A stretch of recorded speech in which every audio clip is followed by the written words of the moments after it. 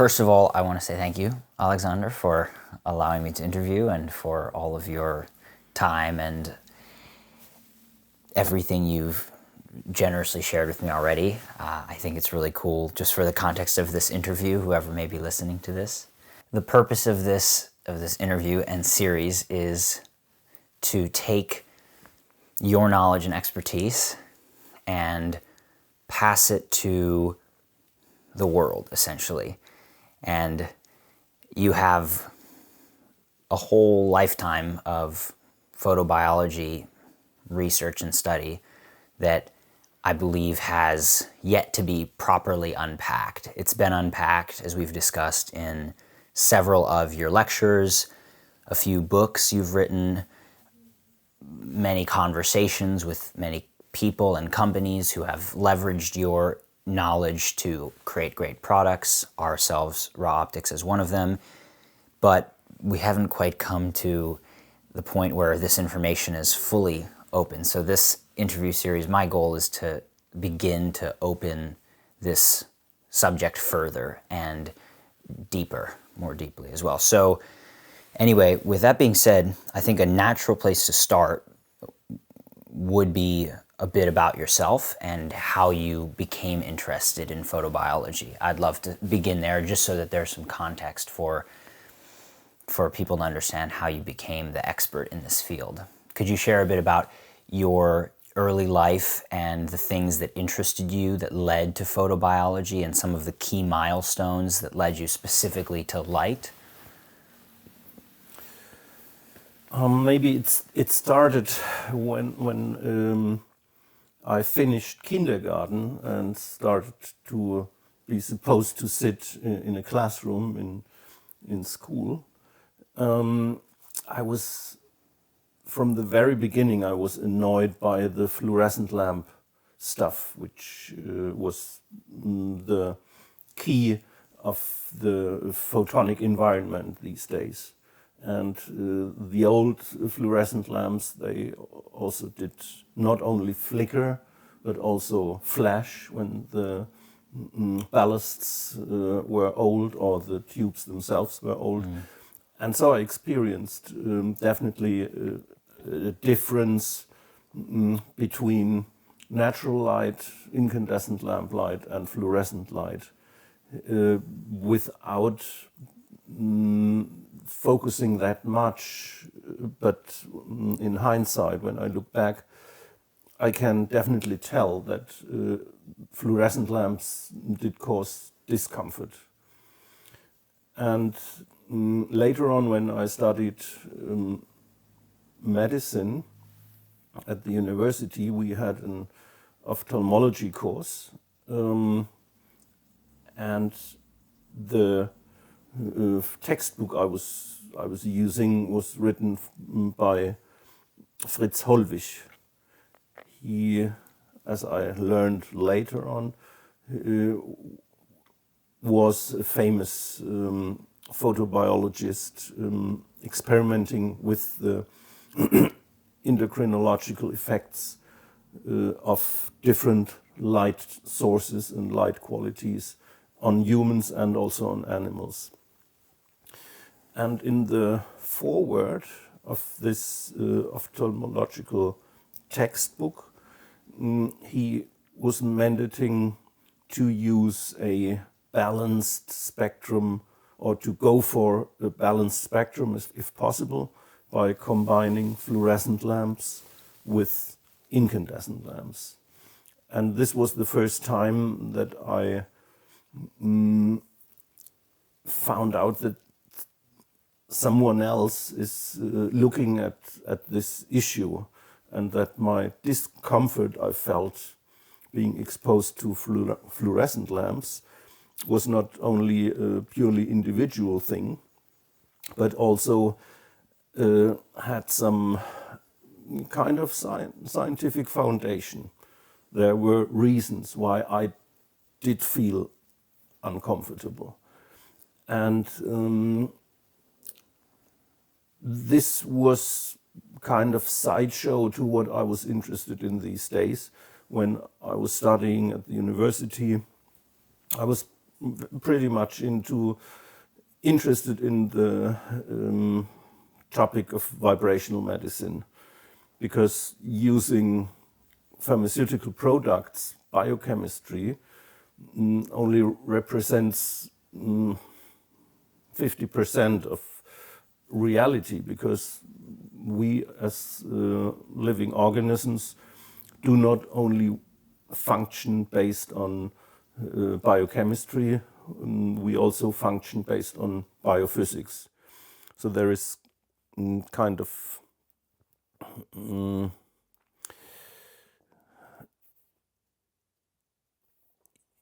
interface, living, the playground of life is the interface between chemistry and physics. So I'm not sure if interplay is the better expression. It's just this overlapping area, such as visible light is the overlapping area between short wavelengths and long wavelengths. And this is exactly the space where life can happen. Life is only possible at this in this part of the spectrum where we have both thermal and photochemical processes in the same place at the same time.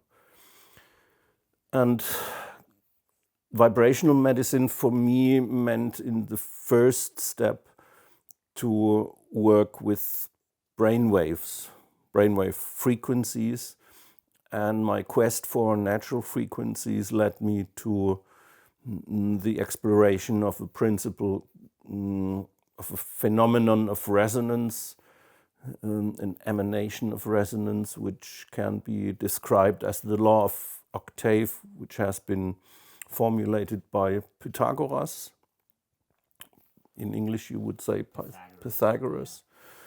And it has been elaborated and broadened regarding the application by a Swiss mathematician named Hans Cousteau. He coined the term cosmic octave because with the method of octaving you're able to derive or transpose natural frequencies into a range where you can directly address biological systems with a brain, with a nervous system, such as humans. And the experimenting with frequencies in the brainwave range led me to further explorations of the electromagnetic spectrum. So using music, brainwave frequencies was two pillars of my therapeutic activities these days. And finally, the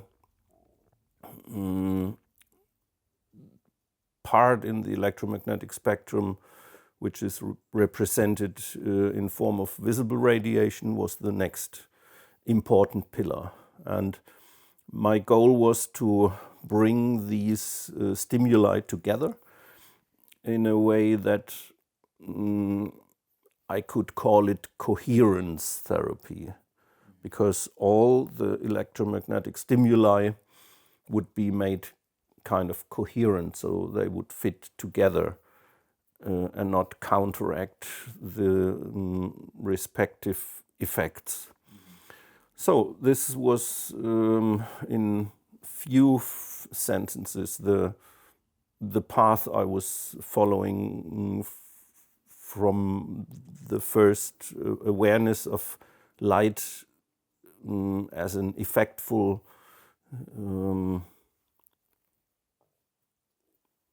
thing to the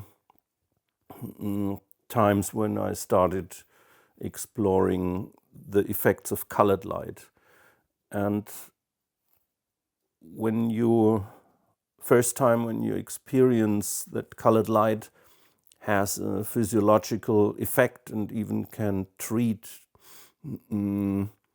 illnesses, then you start asking yourself, how can this be?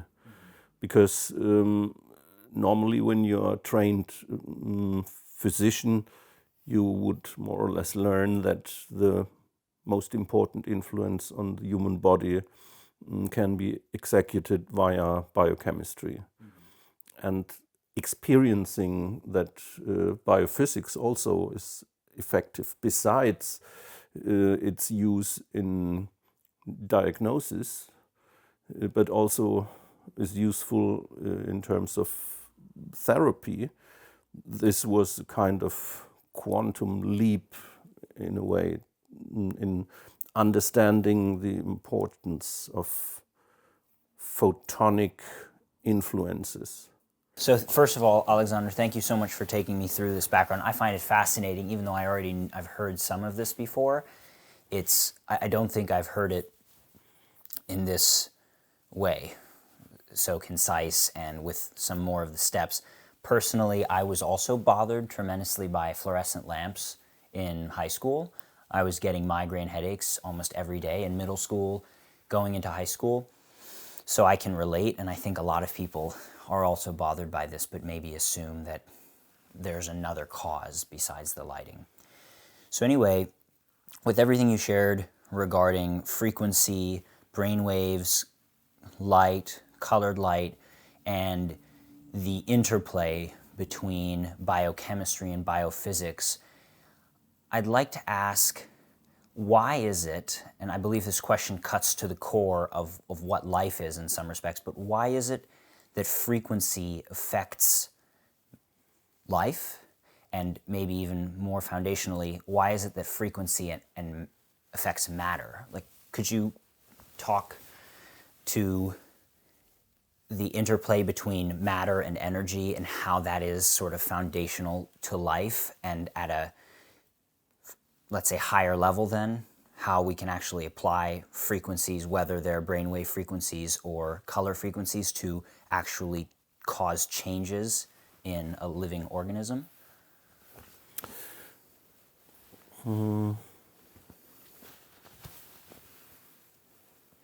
When we talk about frequency, we talk about periodic events. So there is a regularity hidden in a frequency, as long as we talk about the same frequency, in a way. And we have frequencies all around. We have slow frequencies, very slow frequencies, even that slow that we are unable to directly detect them. And we have such high frequencies on the other side of the spectrum. Again, they are so high, those frequencies, that we are unable to directly detect them. In a way, our organism picked the frequency ranges which had the highest impact and the highest importance for maintaining life, for sensory detection, which means we don't have sensors for all the frequencies surrounding us, but only detectors in ranges which are important to life, and some ranges represent other ranges as well. So, for example, as an important example, blue light represents also ultraviolet light in a way, because in nature ultraviolet light and blue light are somehow linked together. They are entangled, and if you increase ultraviolet radiation, blue light will be increased as well. And in our eyes, we have specific detectors, visual and non-visual detectors for blue light, because it's not because it's important to know how much blue light's outside, but it's much more important to guess how much ultraviolet light is in the environment. Mm-hmm. And since our detectors for ultraviolet light are very slow and give us only delayed information, so as a consequence, the information comes too late in order to protect ourselves. And so the organism evaluates the blue as an immediate signal. And starts reactions which are mainly addressed to counteract deleterious effects from ultraviolet radiation. So coming back to the question of frequencies and why they are so important, frequencies are the basis of accommodation in a way for living systems, because everything happening on a regular basis can be dealt with, and things which only occur once in a lifetime, or probably never, or 3 times, whatever, like a volcano outbreak, it's something you would never be able to accommodate to. Yeah. So frequency, in a way, is the basis for living organisms, the basis of accommodation, of attunement, of arranging with the environmental factors. But on a much deeper level, let's think about how it came to life on Earth. May I just... Yeah. Just let me finish this thought, please. The periodicity or the frequency which was most important to the planet, even before life came into existence, was the rotation of the Earth in 24 hours, or round about 24 hours. And the second important frequency was the rotation of the planet around the sun. And as we know from the laws of harmonics in physics, every sound or every frequency has the tendency to also create overtones. And these are physical laws. So if you have a frequency of 24 hours, which is in fact a duration, but you can calculate this into a frequency. It's 1 divided by 86,400 seconds, yes. Which is the number of seconds making a 24-hour day. Then you have overtones. You have double the frequency, 3 times, 4 times, 5 times, and so on. So the whole numbers make up the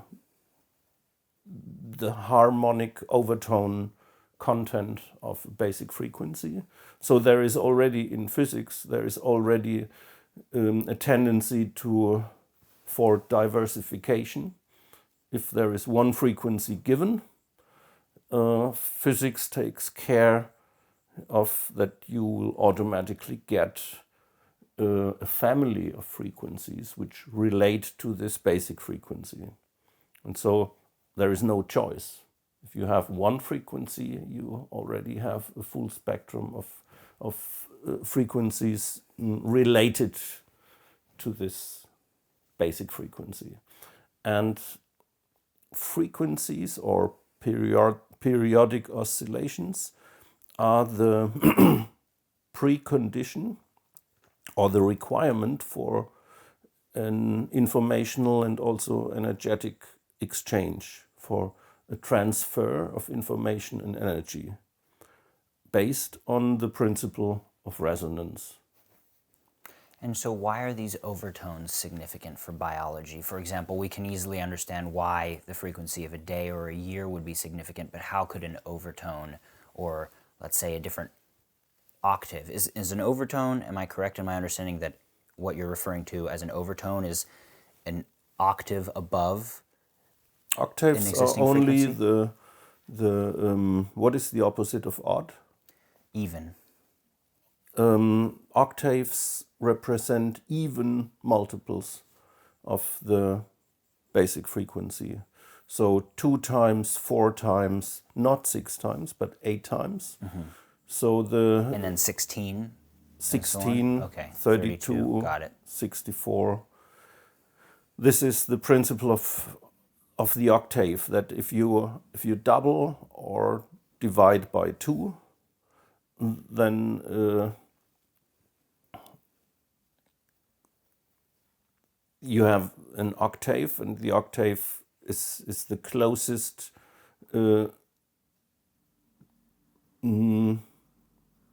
neighbor Like, or relative. or, well, you And get the idea. here comes to my mind a phrase from a song from Michael Franks. And when God gave out rhythm, he sure was good to you. You can add, subtract, and multiply and divide by 2. And resonance, octaves, all these laws of interaction of frequencies, for example, enable our systems to augment things, to level them down, to nullify them. You can add, subtract, and multiply and divide by 2. And not only by 2, also when you think about the octave principle and you have the full keyboard of a piano in front of you, all the C's or all the G's, all those individual tones are linked with an invisible connecting band, and there is no closer relationship between 2 tones, 2 C's, than the octave Yeah. interval. Even the lowest C and the highest C on the keyboard are closer and more similar than any other The highest C tone. and the highest B, for example, even though they're right next The to each worst other. thing could be the C and the cis, Yeah, even if they are directly Yeah, exactly. living of course. Yeah, close to each other. If you press them simultaneously, it will create something awful, Yes. such a loaded, energy loaded interval. But every octave interval represents the same characteristics. And this is the precondition for energy exchange between particles, between systems. Yeah. In general, it's a general law in physics, but it's also can be found in living systems, from our bowel movement, which is in kind of not exactly in sync with our heartbeat, but there is a harmonic relationship between any slow rhythm in our body with heartbeat, for example, or with the frequency of your breath. Craniosacral rhythm, bowel Yeah. movement. Even if you walk, your body tries to sort out the frequency of moving your muscles, which are Interesting. in harmony with your heartbeat. Yeah. You immediately brought me back to a day when I went for a long walk on the beach in Costa Rica with a good friend of mine. And about 3 hours into the walk, and I think we walked for probably 6 or 7 hours, I told him, like, whoa, everything just clicked.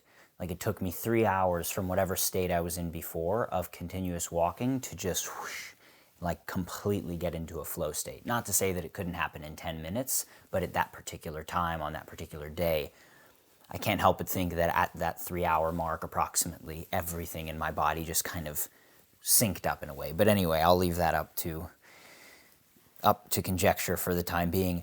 I'd love to dive a little bit more into the concept of overtones and potentially link it to, if it is related, in fact, to the Brainman, the device you developed early on. I'd love if you could. For some reason, this concept of overtones is interesting to me, and I think any listener would be curious, especially those who are musically oriented. Could you kind of further elaborate on this concept that, again, higher, for example, overtones can have an effect on biology in some way, and or maybe we just dive into the discussion of the Brainman and how you actually found a practical application of these octaves for biological influence, let's say. Maybe you could give the background of the Brainman device, unless there's something else you'd like to add regarding overtones. Overtones became or gained interest. I was interested in the laws of harmonics when I started experimenting with frequency, and the experiments related to frequency application.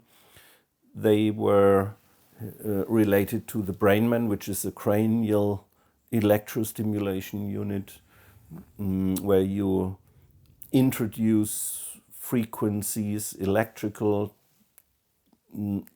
impulses to the brain by putting on earlobe electrodes and presenting periodic stimuli in the brainwave activity range to your system. And if you never know which frequency is really needed in a certain moment, so if you would put a specific frequency onto the whole brain, this would result in a seizure attack. Yeah. Because if the whole brain is working in the same frequency, nothing works properly. Because one important aspect or one important challenge for the brain is frequency separation. So the brain wants to be able to process a lot of different bits and pieces of information at the same time. Like you would look onto the surface of a lake and you have a lot of different waves, and these waves, they kind of coexist, even if they do not coincide. So you have many different wavelengths which exist on the same surface simultaneously, without really disturbing themselves, but sometimes increasing, sometimes modulating, or nullifying their activity. And so if you want to get an idea of what a kind of visualization of what happens in your brain, you just can sit beside a lake and look at the surface and think that all the waves are oscillations which coexist in a non-destructive way. Kind of representing a higher, a kind of a coded picture of what's going on. The vibration of the earth, the wind, all these influences shaping the surface of the water in a particular way.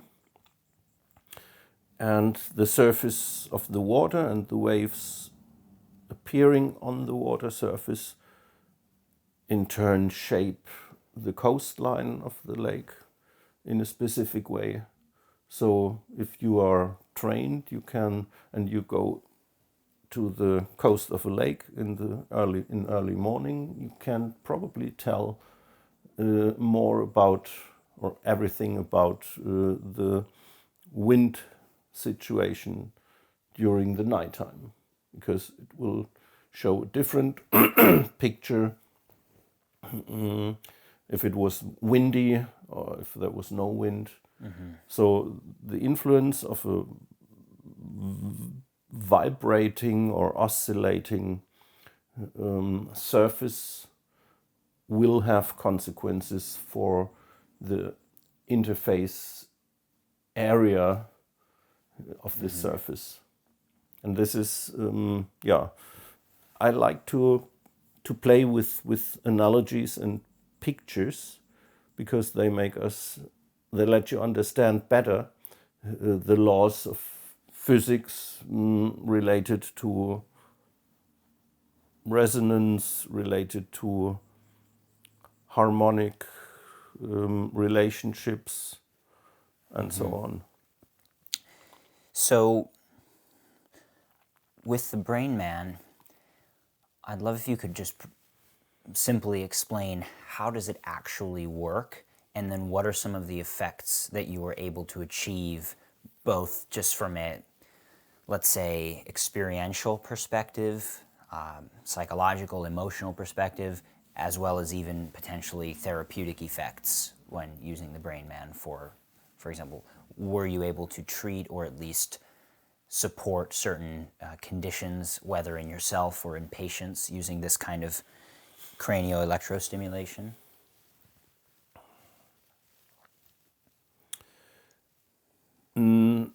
Our organism is a physico-chemical machine or system, and what's interesting in our brain is that we have a lot of neurons, which are, when you think about a train station, in a bigger train station, the area around this train station is, sometimes you have areas with tens, maybe even hundred of parallel tracks, where you have different trains resting at the same time. So one track goes in, one track goes out, but what's in between is much more. It's much more diversity, much higher number of tracks. So and this is how our brain kind of works. We have some input channels, some output channels, and in between there is a Gordic knot, consisting of multitudes of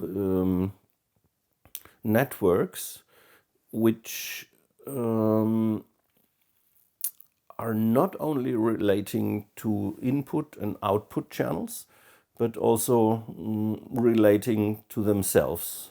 So kind of circulating impulses or oscillations. So our brain is not a linear, but highly complex circuitry. And for example, if you take one single neuron, and like the snake which bites its own tail, forms a circle. And this circuitry, this is the precondition for a simple oscillator. And this simple oscillator has an intrinsic basic frequency, which depends on the length. But let's make it a little bit more simple. We take a string and let this string oscillate. Then the tone you will hear depends on the length of the string.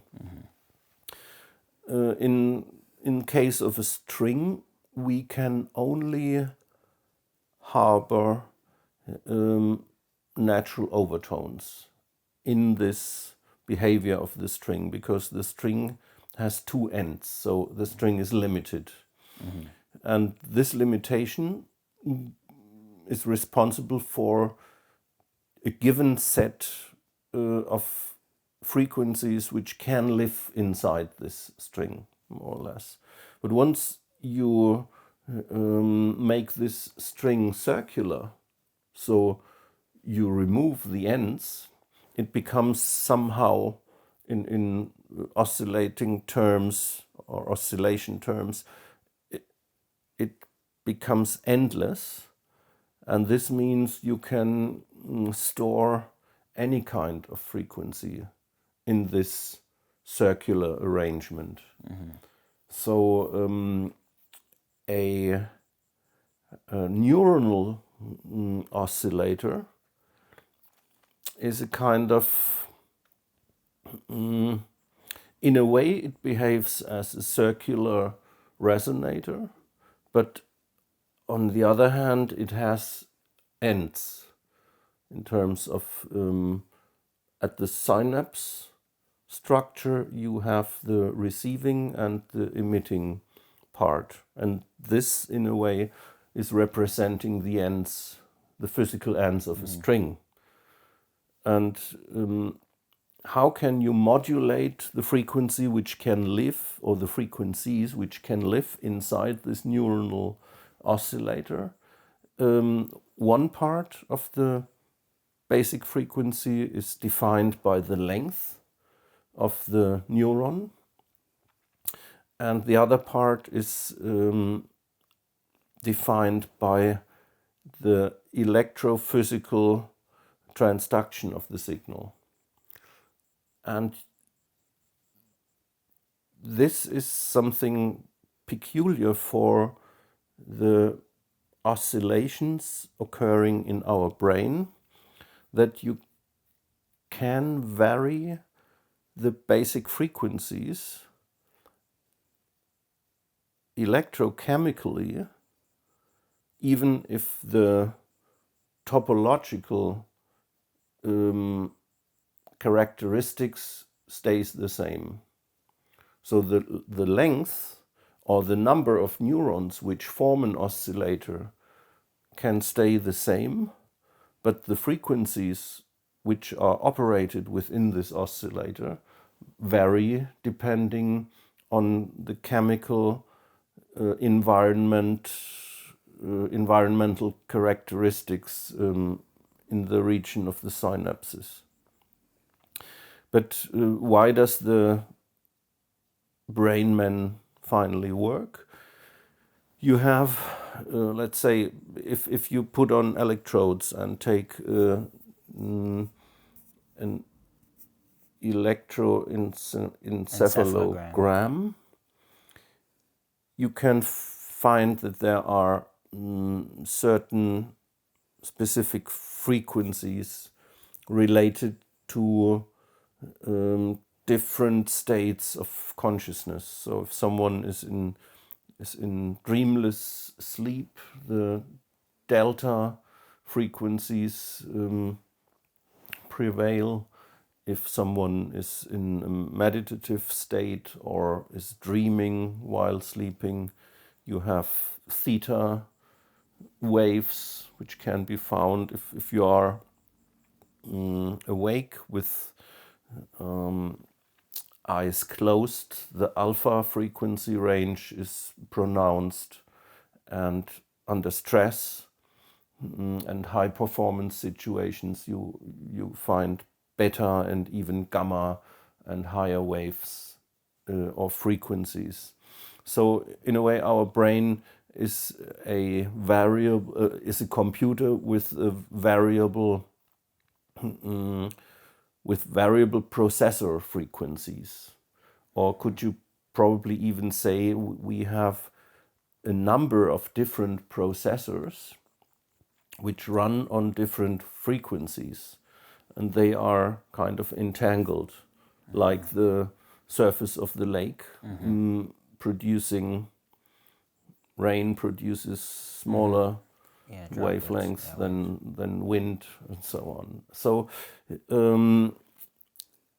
if you look at a certain oscillator in your brain, you can change the behavior of this oscillator by changing the chemistry, administering certain substances, for example. But you also can manipulate this oscillator by administering electrical frequencies, because a neuron reacts upon electrical stimuli as well as on biochemical stimuli. Could nutrition also affect the chemical course. aspect of the Of course. neurons? Great. Nutrition oftentimes affects this indirectly by the substances which are produced in the bowels by the microbiome. But yes, Got it. of course, this is possible. So, and it's even the case when you stimulate, let's say, an oscillator which works primarily on a basic frequency of the Schumann resonance, 7.83 hertz, 7.83 oscillations per second, then you automatically increase the biochemistry in the synapse vicinity. Because if the synapse becomes active, it produces neurotransmitters which transfer the signal from the incoming region to the outgoing region. So what happens in the synaptic gap? If an oscillator is active, the concentration of the neurotransmitter in and around the synaptic gap goes up. So if you address, let's say, a larger number of oscillators working on a frequency of the Schumann resonance, you also increase the concentration of the respective neurotransmitters associated with these oscillators. And we don't find only one neurotransmitter in our brain, in our system. We find several of them. And this is a kind of chemical channel separation, a biochemical channel separation. And what we can address with the Brainman is the electrophysical channel separation. So if you apply a frequency of 10 hertz, you kind of address all the oscillators working on this 10 hertz level. Yeah, this is very interesting. So right now I'm using the alpha wave, 7.83 hertz. I would even say this is high theta and not alpha. Yeah. For me, alpha starts a little bit above. So kind of 8 hertz. I prefer to have this octaval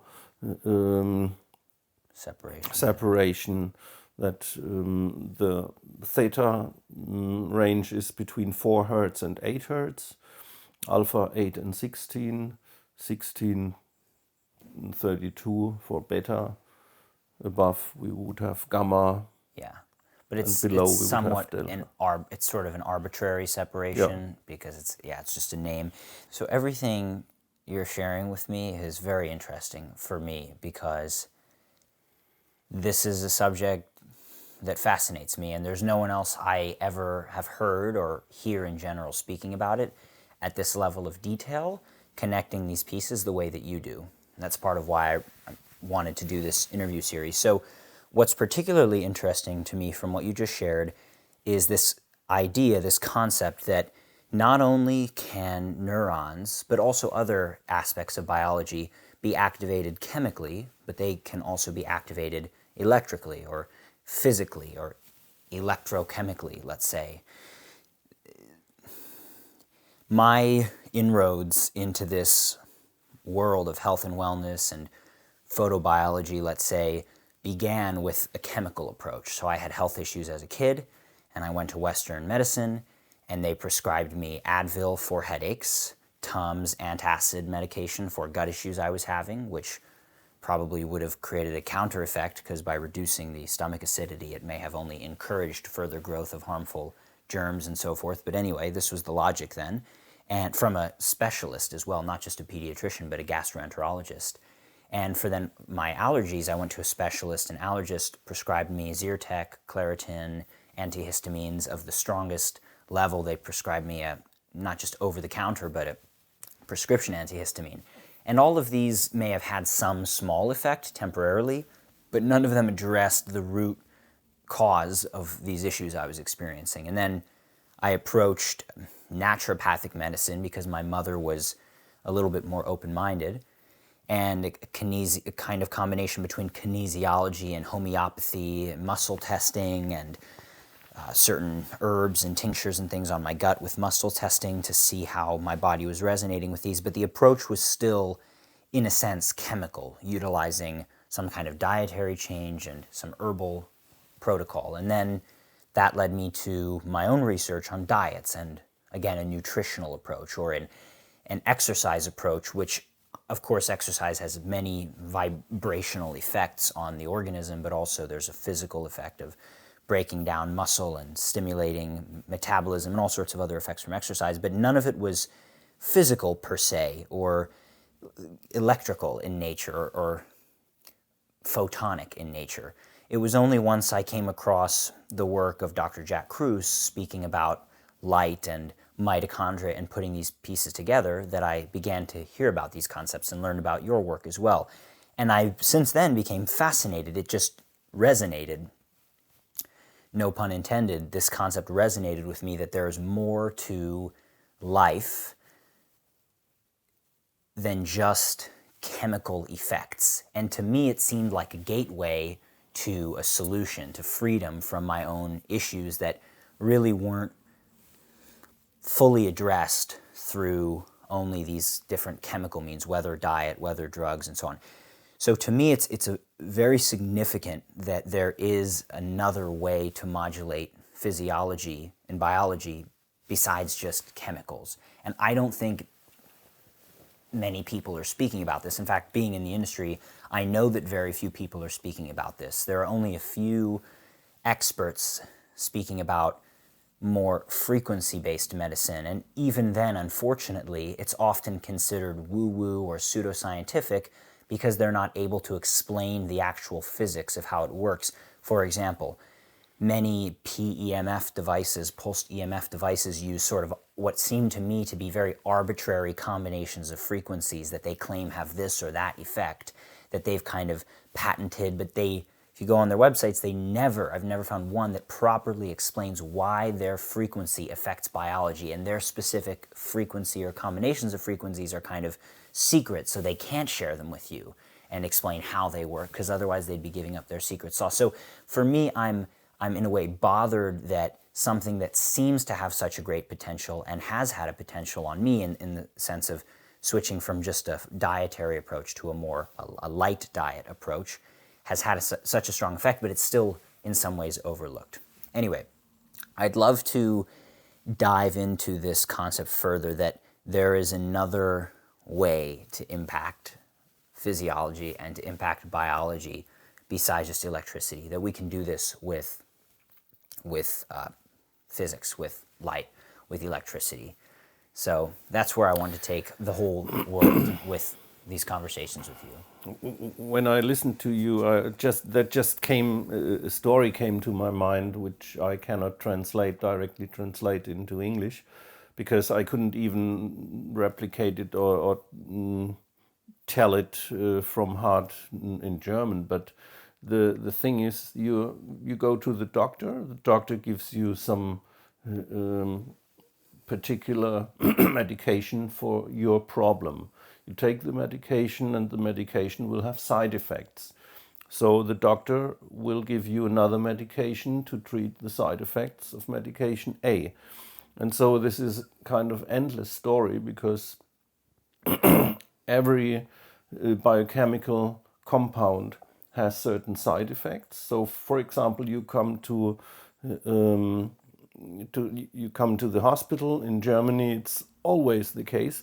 It's kind of mandatory that you get an anti-acidic medication, because the company has somehow figured out it's stress. It causes stress when you are in the hospital environment, and in order to keep you safe from acidic stomach complications, they have to administer this anti-acidic compound. Yeah. Mandatory.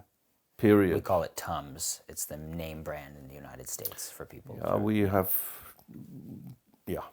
Yeah. But the principle is clear. What I would like to point out at this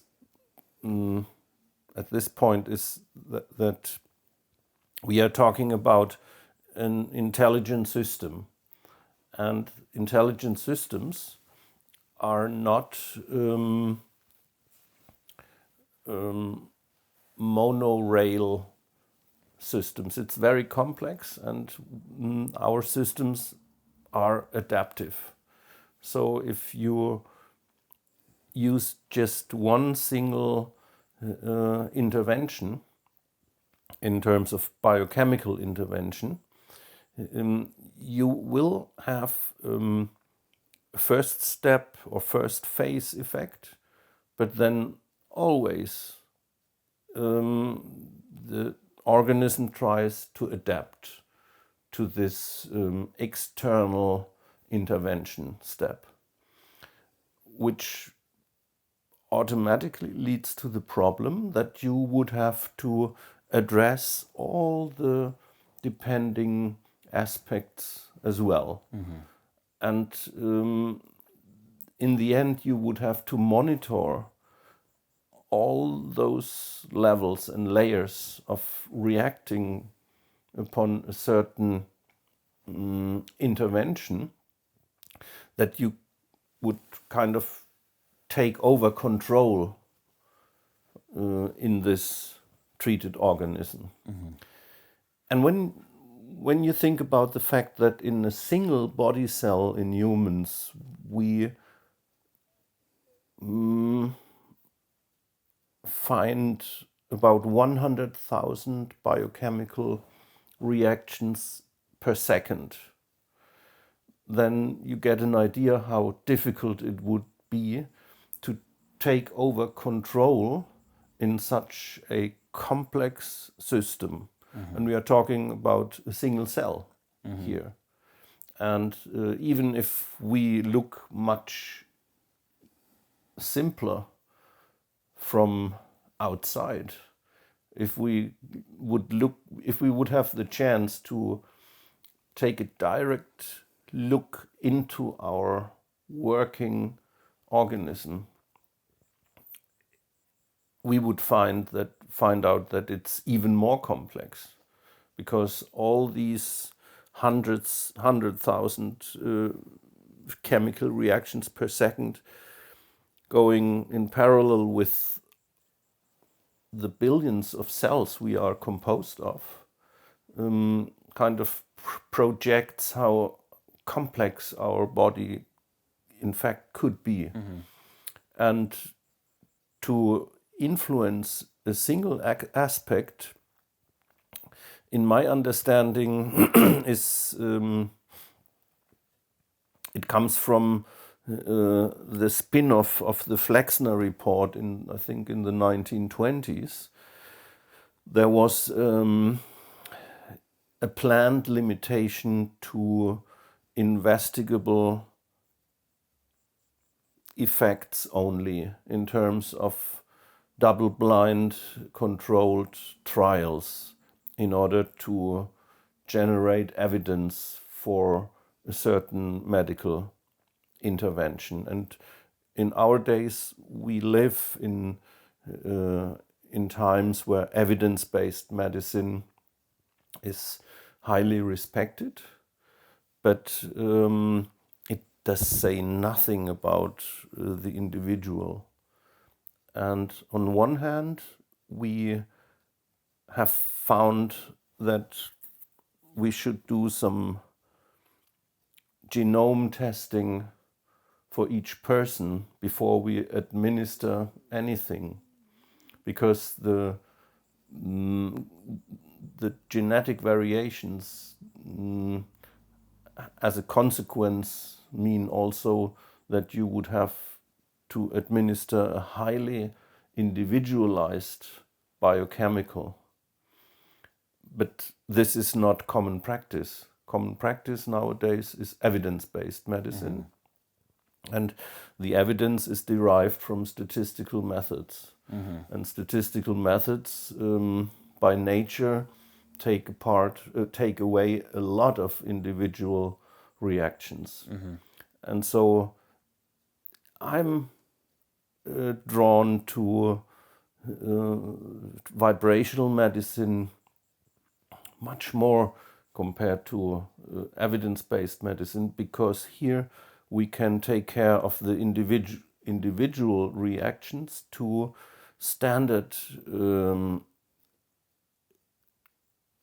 environmental impulses or signals, which means there is each human has a core which is highly individual. When we think about our brain and how we individually feel, but our physiology is exactly the opposite of being individual, because for our physiology it would be the best to have this periodic signals in a regular manner. So man, woman, boy, girl, in our self-awareness, we are highly individual, and we are trained to feel like individuals in our times. And this applies to our thinking, to our individual thinking and feeling on one hand, but on the other hand,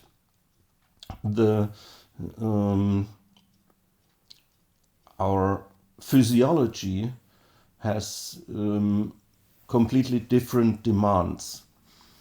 Our physiology needs regularity, needs periodic environments. Physiology wants to have the food on the plate at high noon each and every day, at 6 in the evening each and every day. And the more regular, the better. So what our body is asking for and what our brain is projecting to us is something completely different. It's exactly the opposite. And since we in therapy there is a choice, you can take care of those things which apply to everybody, or you can go into the individual issues. And before I start exploring the individual issues, it's a good idea to reset the organism on this non-individual level. And this is maybe it's a strange concept, but when we are talking about these highly intelligent self-regulating systems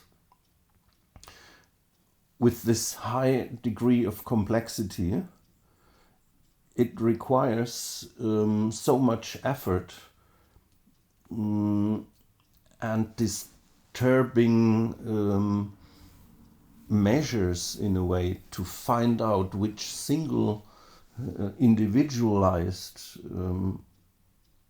stimulus or biochemical would be able to correct the disorder. To me, it's much easier to take care of those things which apply to more or less every individual in the same way. To reset the system, to give it kind of dynamic stability in the first go, and then wait what's the consequence. And if this was not enough, then taking care of individual issues is for me the best plan to bring a system back to optimal function. Yeah, this is very interesting for me. I'm especially interested in the application of frequencies, vibrations, energy, and physical methods to treat illness, given my own personal experience, but then looking, as you mentioned, across the populations, it does make perfect sense to, if you can apply some kind of treatment that can support all organisms, and then see if people still have, if they have some issue that remains, then you can get very specific and individual. But if there are treatments that are non-invasive, that support the entire system, that are proven across populations, or that the physical principles of organisms basically imply that these things might work. Like, for example, I would imagine that if you apply the alpha wave to every human brain, you might see some kind of similar effects. Some might respond differently, but I would imagine there's a similar effect. Anyway, all of this is to say, I think the application of physical stimuli is very interesting, and I'd like to get more into this and how we can, for example, use different kinds of light, even in particular, to modulate physiology. So what's really interesting for me about this discussion of frequency medicine and energy medicine is the possibility that you could treat diseases without physical substances. So in contrast to the chemical approach that we discussed earlier, you could treat a system, or you can affect a system directly, the same system that a drug might affect, but you could affect it just with a frequency. And what I'm curious about, or some form of energy, what I'm curious about is whether you believe that frequency medicine, different forms of frequency therapy, whether cranial electrostimulation or light therapy, color therapy, can actually potentially replace chemical-based solutions by directly affecting the same systems that those chemicals affect. In other words, is it possible that you could reduce the need for some drug by directly targeting a system using a physical or electromagnetic or frequency approach? In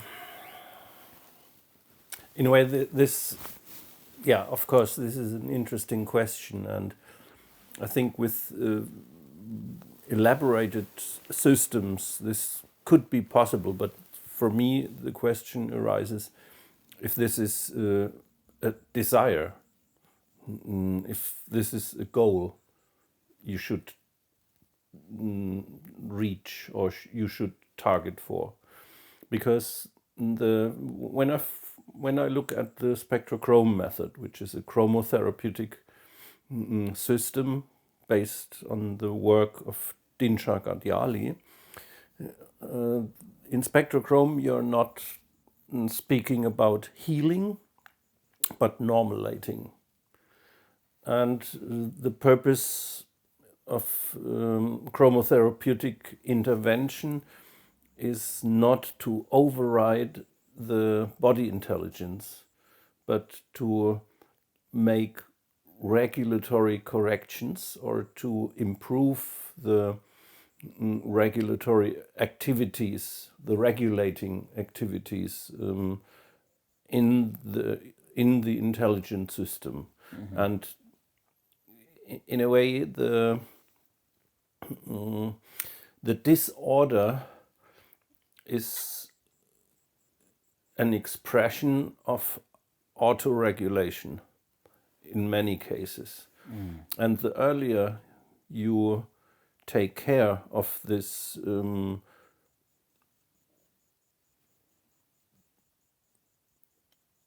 problem in the autoregulatory system, in a way that you try to normalize the organism, you would like to support the organism to get back to this optimal autoregulation, not as soon as possible, but as fast as it is good for the organism, for the individual organism. Some disturbances or malregulations should be addressed immediately. For example, a trauma, for example, a skin burn, should be not only addressed immediately, but also as efficient as possible. So acute disorders require a different regimen compared to chronic disorders. And if a disorder developed over time, let's say 5, 10, 20, 30 years, you should never expect to bring back the system within a few days or so. And this is something I find difficult if you are born in a society which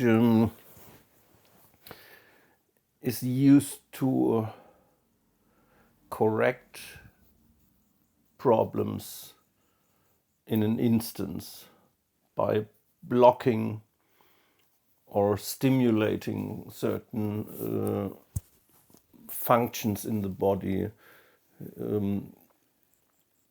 with pharmaceutical means, then the first step a patient has to go is to get rid of the expectation of sudden healing, because this does not really exist. But when you think about corticoid therapy, which is administered very often, or the use of antibiotics, which is also a standard therapy in evidence-based medicine, then you have, let's go to this example of bacterial infection. Then you take a toxin, you administer a toxin, the antibiotic drug, which is, you could describe this as a toxic substance, which is more toxic to bacteria than to human cells. And the wider the span, between toxicity for humans and toxicity for germs, the easier it is to administer such a substance. Because in this case, you could just use loads of tons of this antibiotic without damaging the human cells. The problem is, on the other hand, that we carry more gut located cells in our microbiome than we have cells, human cells in our body. Or let's say it's probably ratio at least 1:1. So what the gut bacteria produce as their metabolic endpoint is what your body cells are living from. So in a way, what we eat is not feeding us in a direct way, but feeding our microbiome. And the metabolic product of our microbiome feeds our cells. So regardless the toxicity of an antibiotic, we still have the problem that one day of administering an antibiotic reduces the normal or healthy consistence of the gut microbiome by about 10%. So even if you find an antibiotic which is completely non-toxic to human cells, it will be toxic to the bacteria in your intestines. And this, in a way, already shows the one underlying problem if you try to heal. So healing is not only reducing the pathogenic bacteria which cause the bacterial infection, but healing in a long-term view would also mean saving the integrity of your microbiome. And if in our society we are used to, we got used to this instant healing, which is not an instant healing. In fact, when you look closer, but it seems to be an instant effect. If you are using an antibiotic and a day or two later, the problems seem to be gone. They are not gone, the problems have been shifted onto another level. And one drawback of the use of antibiotics in many cases is that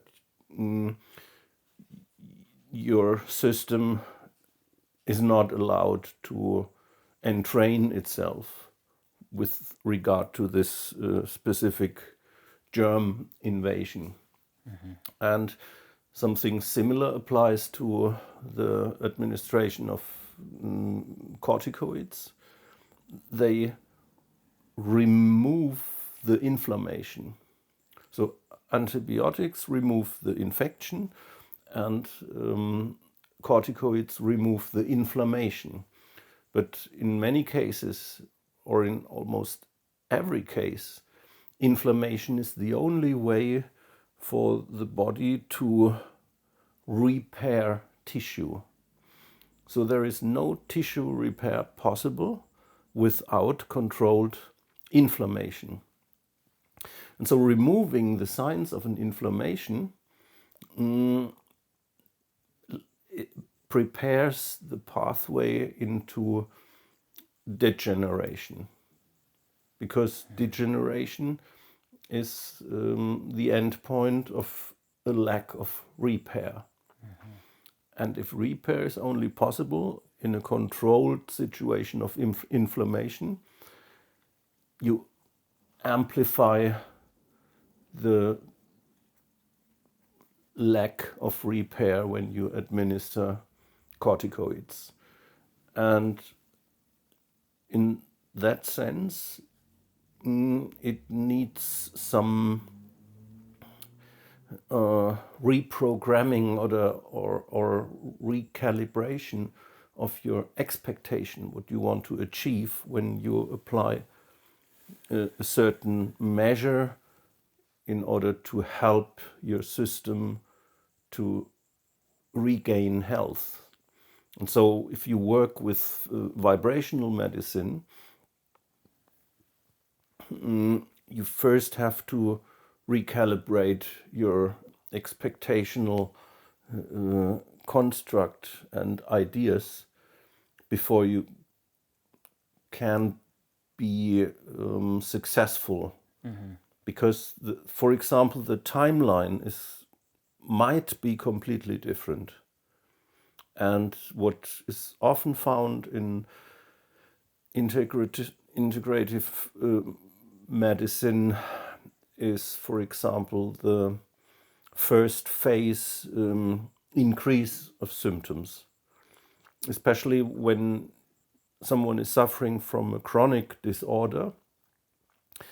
You have to bring back autoregulation, and you have to enable the system to produce controlled inflammation in order to finally heal the problem or the disorder.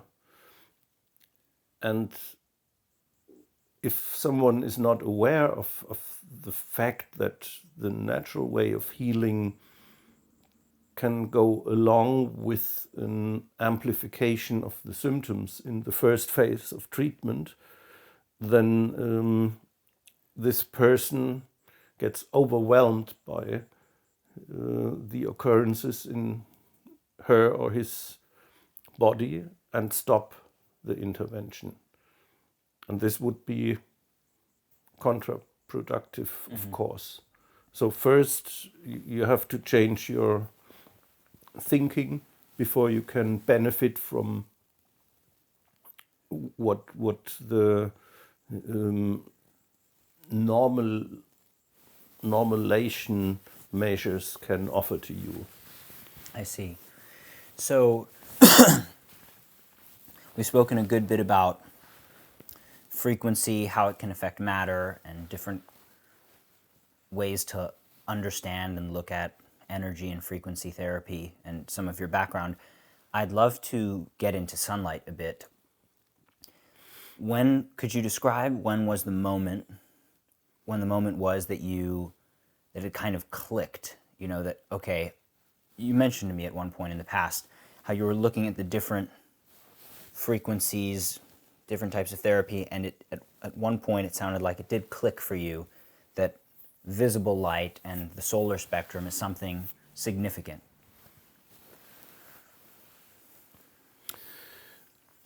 On my personal path, I started the light journey from chromotherapy, from color therapy with colored light. And in the spectrochrome system, this is the system I work with and I prefer, it is said that you don't need ultraviolet radiation and you don't need infrared radiation. No heat, no ultraviolet, but only the visible spectrum for treatment. And so my first steps were into chromotherapy, and the next step was investigating the long wavelength part of the visible spectrum, which May I ask how you found chromotherapy? Just, if you don't mind the interruption, just because it's very interesting for me. It seems it's still a bit of a jump from energy and frequency in some respects. In some respects, yes. In other respects, no, because I already mentioned that the first two pillars were the brainwave frequencies, and the music was pretty close to those low frequency activities in our system. How did you discover this specific system of color therapy then? A friend of mine introduced me to the spectrochrome system, I was thinking about delving into the chromopuncture system from Peter Mandl these days, because I was in search after I had discovered this Octave principle for calculating the best frequencies. I have to take another step back in a way that I was looking for natural frequencies when I invented the Brainman and I constructed and designed this frequency therapy device. In a way I did because I wanted to absolutely precisely produce the Schumann resonance. This means you have to achieve a precision of a 1/100th of a hertz, because the number or the frequency is exactly 7.83 hertz. And to achieve this 83 means you need a precision of 1/100th of a hertz. And finally, the Brainman was even more exact than that.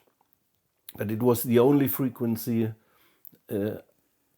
I knew about these days. And so I had a device, I had designed and invented a device which was very precise. And in contrast to all the other devices which had existed these days, we talk about the late 1980s and the very early 1990s. And I had a device which could produce any frequency up to 1/1000th of a hertz in the physiological range.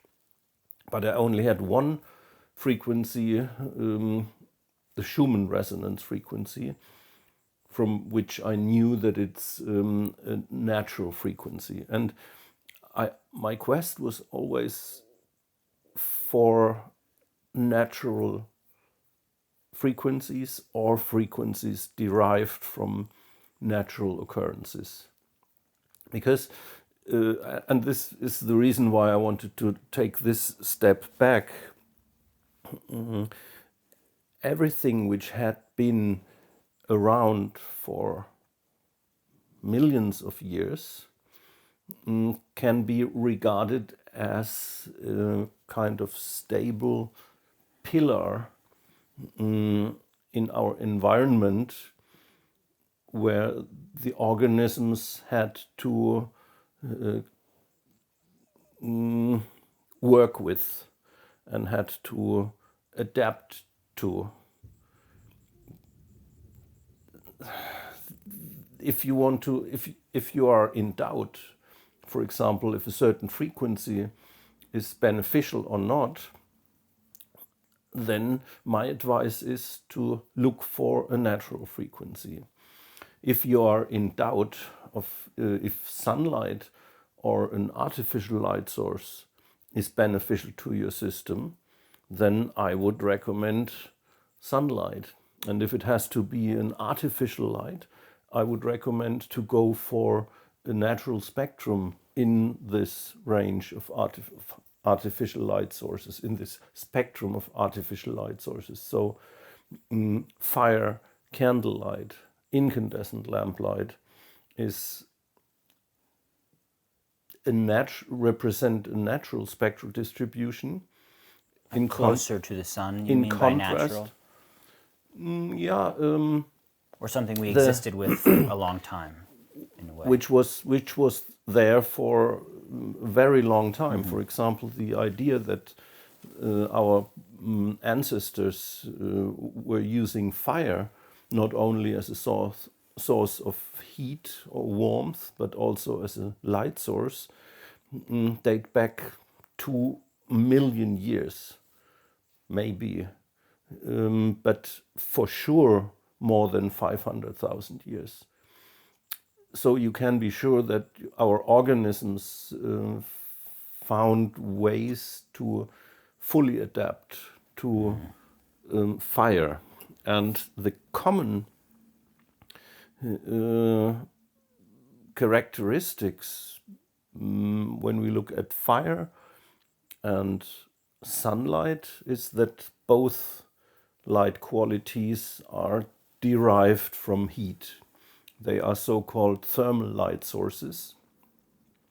And thermal light sources, they follow a physical law, which in a way, when you take a body, a physical body, and heat it up, it will start to emit electromagnetic radiation. And not randomly, but following physical rules. Is this process called incandescence, or is there a name for the process of heating something up and generating electromagnetic radiation? Yeah, I think at least an incandescent light source is following the rules which apply to thermal light sources. I see. So it's the alliance of visible radiation and heat. And again, we before I mentioned that our senses do not cover the full spectrum. Some senses, they are made for detecting very low frequencies, and other senses are made for detecting very high frequencies in terms of electromagnetic radiation. And the highest beneficial frequencies can be found in this one single octave of visible light. The colors just cover one octave in the electromagnetic spectrum, between 400 and almost 800 nanometers. And everything which comes along with higher frequencies is not beneficial in a true sense, because it's so easy to overdose ultraviolet radiation. But sunlight is a thermal radiation with a color temperature or a surface temperature of about 5,700 Kelvin, and fire is a thermal light source of about 1,800 Kelvin. And everything which every color temperature or surface temperature which lies between 1,800 and 5,700 shows similar characteristics, not only with regard to the envelope curve of the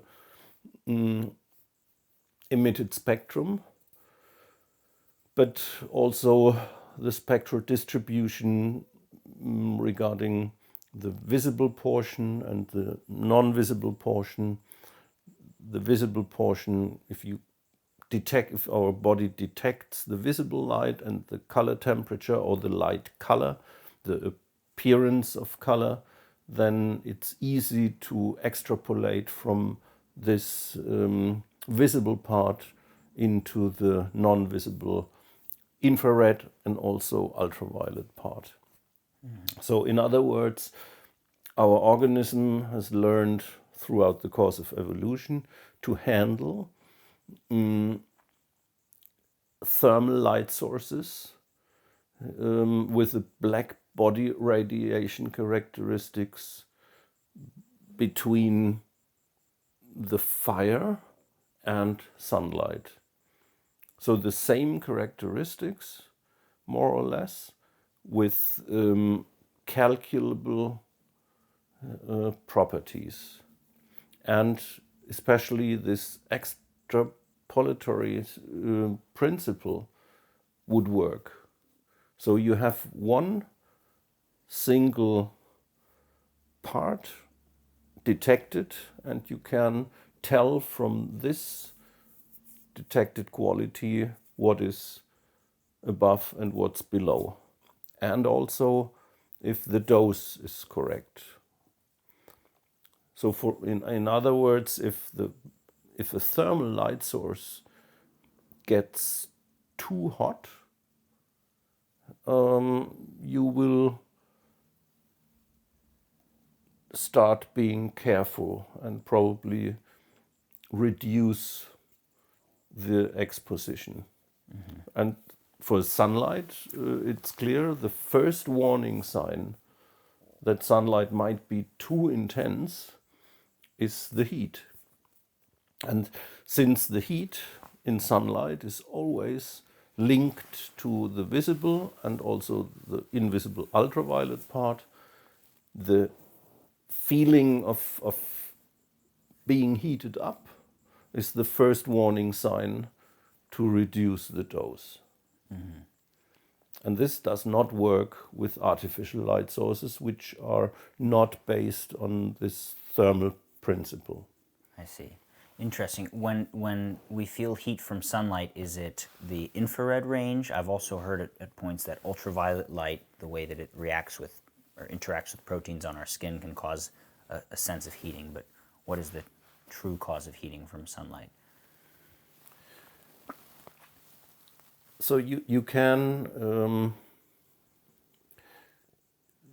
the heat you feel is a summary signal from perceivable heat, which lies in the infrared B, and all the wavelengths which are absorbed in the upper layers of the skin. But if you would like to learn about the difference between solar heat in your skin and almost pure ultraviolet heat in your skin, you have to use a tanning bed. And in this case, you can feel the difference. So a tanning bed ideally produces UV only radiation, but UV radiation has a pretty low penetration depth. This means that you have just 1/10 of a millimeter, for example, for absorption of this radiation. Penetration depth means if radiation penetrates deeply into the tissue, the energy absorption occurs in a much larger volume compared to radiation, which is only absorbed in the outmost layer of your skin. And this is the case for ultraviolet radiation. Ultraviolet radiation is almost fully absorbed within the first millimeter or even less. And if you have a significant energy, which is deposited in the outmost layer, you also have thermal conversion. You will have photochemical conversion of the radiation, but also photothermal conversion, which means the radiation energy is converted into thermal, into a heat, form of heat. And in the case of ultraviolet heating, let's say, would you feel your skin is hot to the touch in a way, hotter than, other areas, let's say, if you were only exposed in one area? Or would you feel that it's hot as a feeling without touching it, or both, typically? So the immediate heat you feel comes from thermal conversion, and the delayed feeling of inflammation comes from reactive oxygen species. I see. Okay. And Okay. And when you say photochemical conversion. inflammation, this might mean almost a sense of kind of pain in a way, or Yeah, the feeling of a skin burn or a sunburn. a sunburn, which is a absolutely wrong expression, by the way, because it is reactive oxygen species intoxication and not a classical burn. The burn relates to thermal coagulation or thermal effects. And this is denaturing of proteins due to a thermal effect in the case In of a normal excess, burn. in excess, yes. In excess, yeah. But it's a gradual process, of course. And what happens if you have thermally active radiation in your tissue is that the water molecules are kind of stirred up in a way that they stimulate the nerve ends and the heat sensors. And this will give you the feeling of heat. But an endpoint of an inflammation, regardless of the cause, is also heat, because heat is one of the 5 classical signs of an inflammation. And so it's sometimes a subtle difference, but once you have experienced both, you should be able to make a distinction between thermal burn and photochemical burn. Yeah, I see. They're quite different. So back to getting into spectrochrome and color therapy, a friend shared this system with you and it was of interest, clearly. When you started using it, did you start seeing effects pretty quickly on yourself or on patients you were treating? And, how did that affect you, I guess? You were already aware of the power of frequency therapy, but when you found, it seems like you kind of found what you were looking for in a sense, a range of frequencies that could be applied for all sorts of biological effects. And then you said you started looking into infrared, and that led you to presumably ultraviolet and sunlight. What was that experience like, just finding spectrochrome and applying it in the beginning? The first approach, or the first intention, was to find a system which is consistent with my physical knowledge and also physiological knowledge. And since I wanted to create this coherence therapy where you use the same tone, if you would look at the keyboard as the whole electromagnetic spectrum from brainwaves as the lowest frequencies up to visible frequencies in the form of color, then I wanted to play all the C's, all the A's, all the B, the D flat, whatever,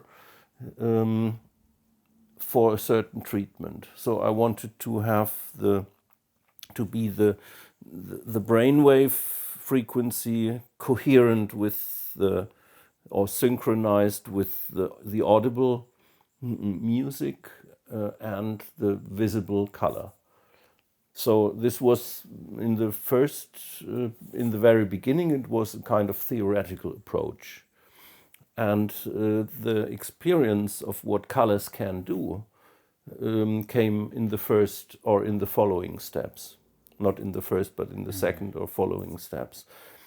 For example, I was experimenting with devices, and I was constructing devices. For example, the Brainman.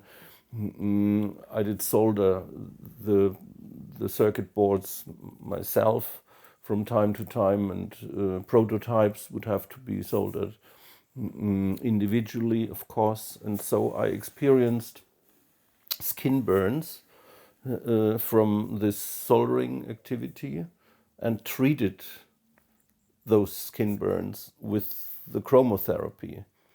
So I had experience about the cause of healing for a non-treated skin burn, because it was not the very first skin burn. Of course, I was working with soldering irons since I was 10 or so.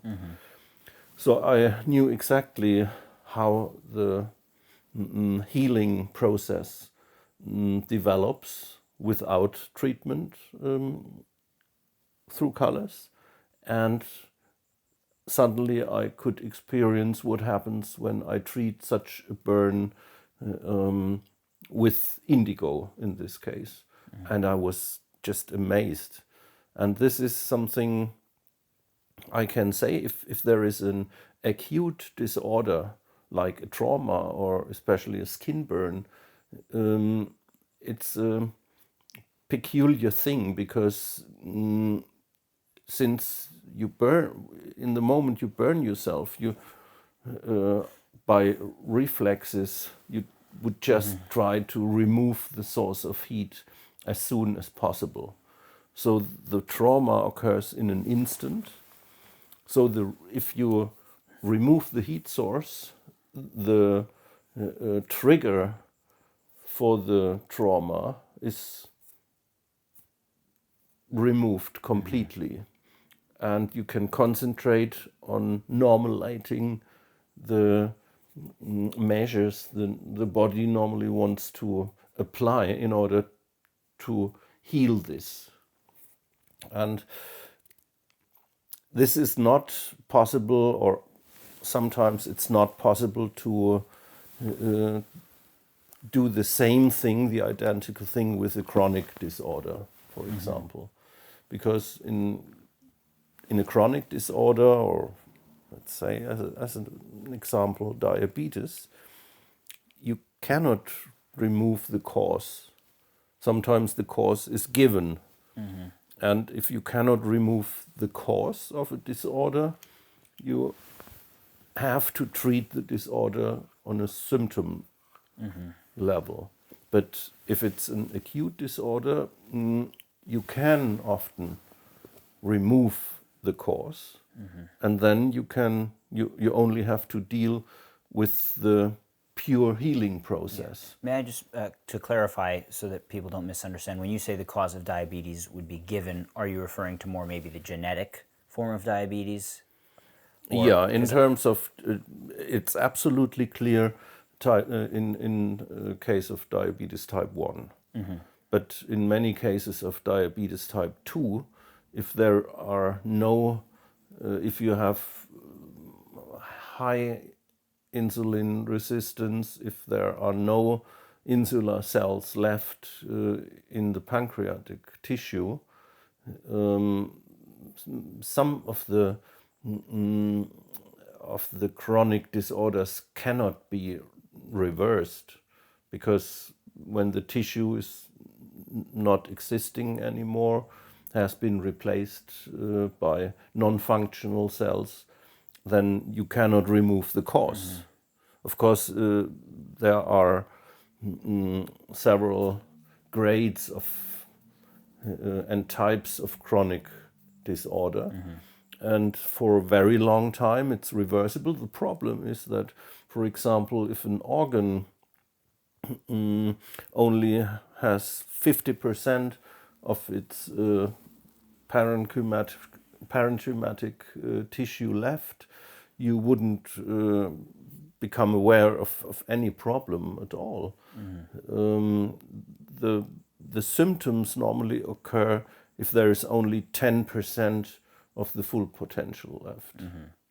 And in these cases it's often too late, depending on the regenerative power of the tissue in question. For example, the liver has much higher potential than, for example, the cells in your brain, regarding at the potential for regeneration and restoring. Got it. So you discovered spectrochrome, you went through and utilized the colors and experienced the benefits. Then could you tell me a bit about transitioning from color-focused therapy in the visible range into, you began, before I requested more elaboration on chromotherapy, you began speaking about how you looked into infrared radiation.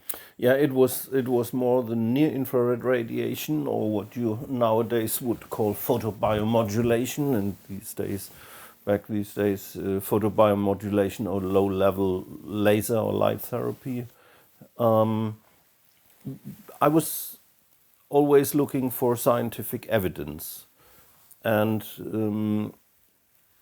going through the scientific papers, there was rarely a publication focusing on chromotherapy in terms of how would green or turquoise or lemon or yellow act. So most of the papers I could source these days, it was, we have to make ourselves clear, in a way it was before the internet was providing direct access to scientific publications. You had to go to a library and had to know what you do in terms of searching and sourcing this kind of information. So the first papers I found which dealt with effects of the visible part of the spectrum or near infrared part of the spectrum focused on photobiomodulation. And since I was interested in a way to foster the claim that visible light has an effect, I was kind of glad that I found a good body of evidence from the photobiomodulation and low-level laser research, which started more or less in the 1960s, which is 60 years, more than 60 years ago now. But in the very beginning, it wasn't the case that you could directly access papers from Andre Meester or others, Tina Karu or so. So you began to find research regarding photobiomodulation that indicated that light could have a significant physiological effect, although there was a sort of a shortage of evidence on visible light and colors. But photobiomodulation began to kind of emerge and offer this some evidence of light's effects in the publications. In the beginning 1990s, the body of evidence grew remarkably in this field of photobiomodulation, and also some evidence regarding other parts of the visible spectrum, other colors like green or blue. In a way, it was the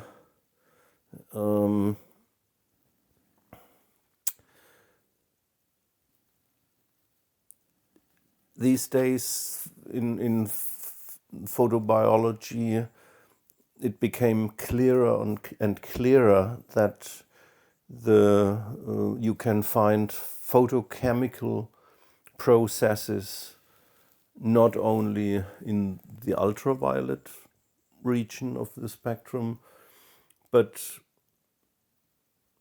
even in the near infrared, and probably even further in the infrared B or so. When you look into the history of photobiology, then the researchers were convinced that you have specific photochemical effects in the ultraviolet part of the spectrum only. And the boundaries shifted more and more and more also into the blue part, or violet, indigo, blue part, short wavelength part of the visible spectrum. And if you look at certain processes, then you might find them. Yeah. And this is exactly what happened, that almost any region which was scrutinized was able to offer and to disclose some reactions which are not based on reflectory processes within an intelligent organism, but truly were based on photochemical Direct reactions, effects. direct photochemical effects. Yes. Very interesting.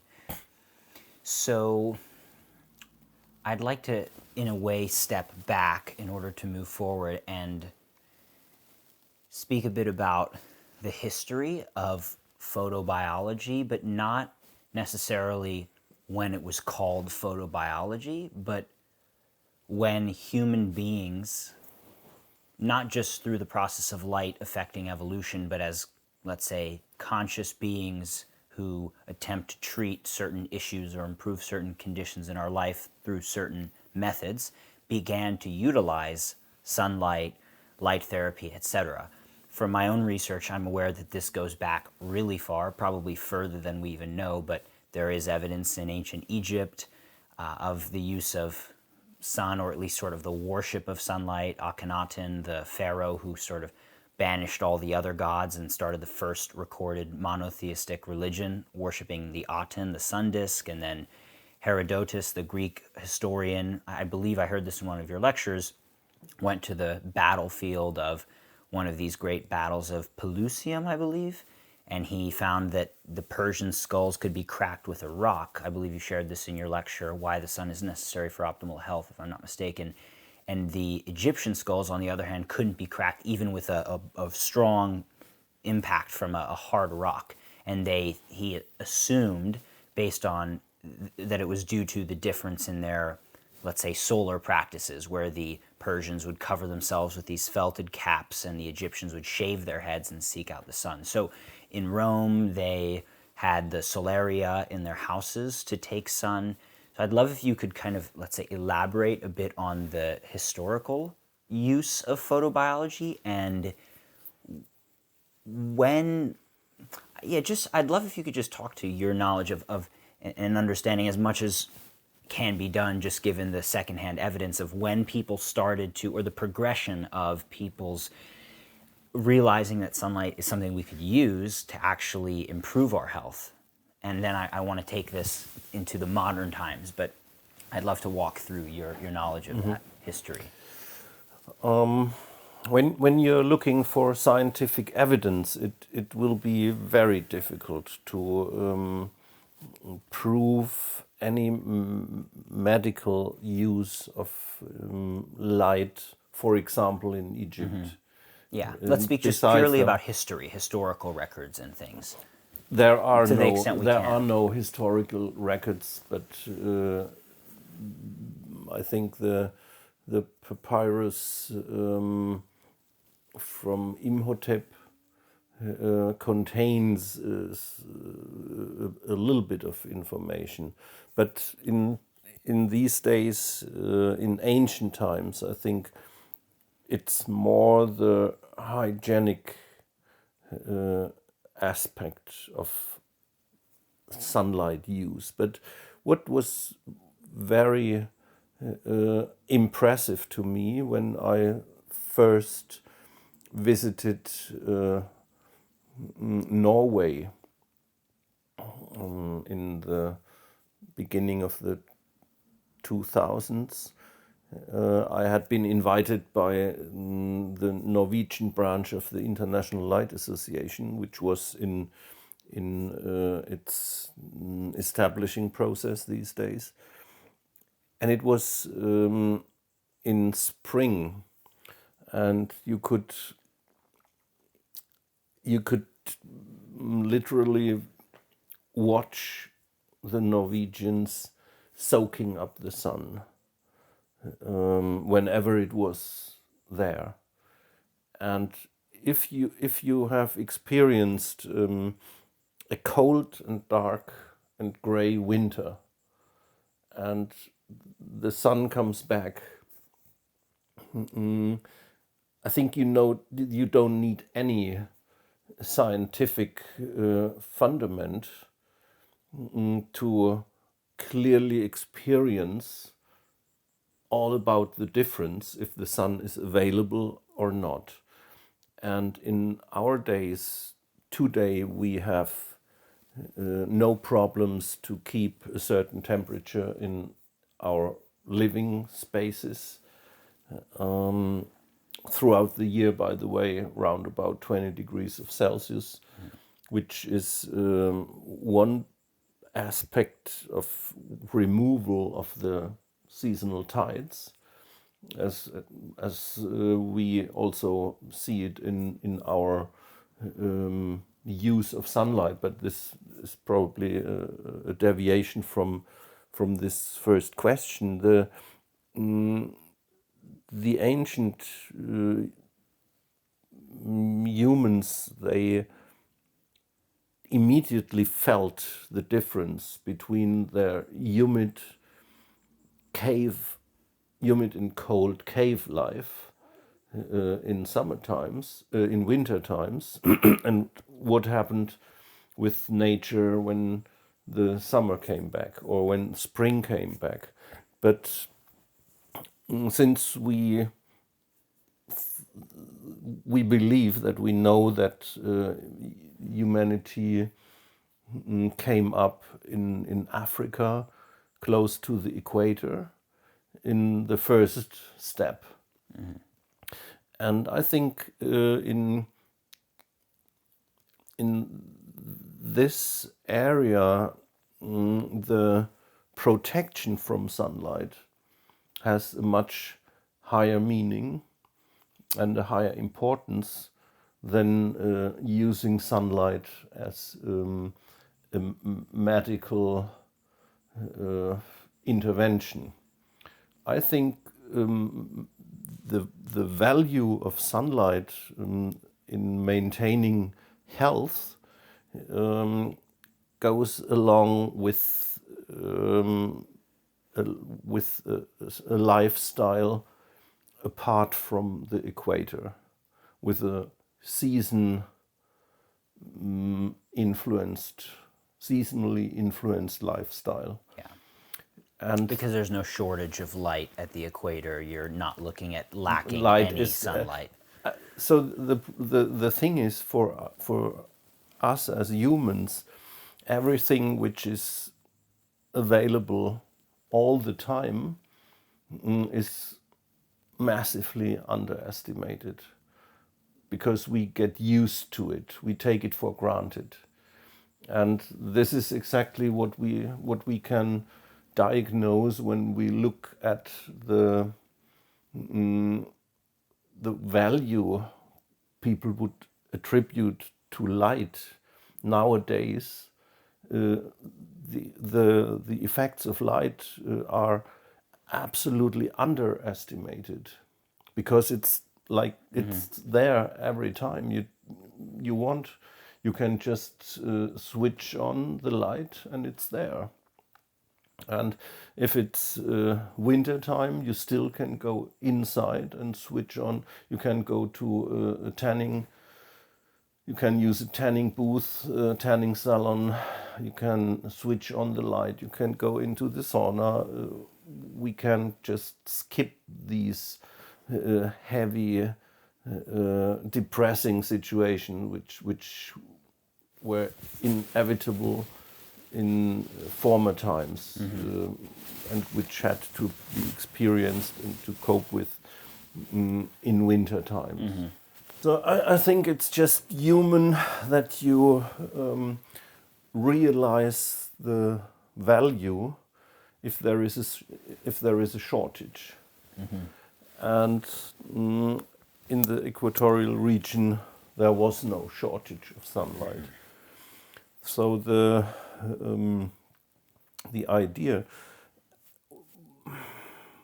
had to develop with the local conditions.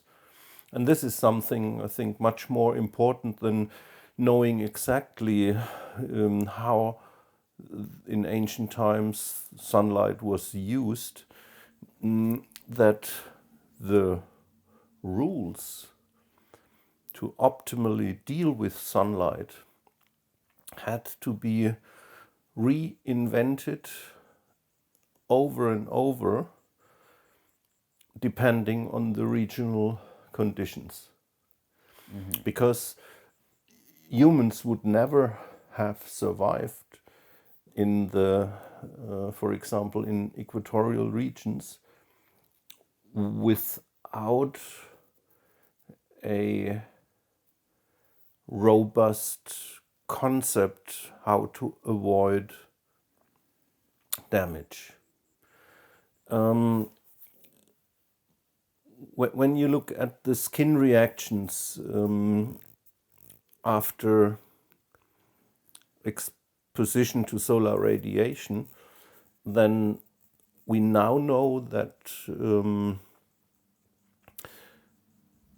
the most effective measure to prevent the inner parts, the delicate parts of our body, from being damaged by the ultraviolet radiation is to shift blood into the outer layers of the skin.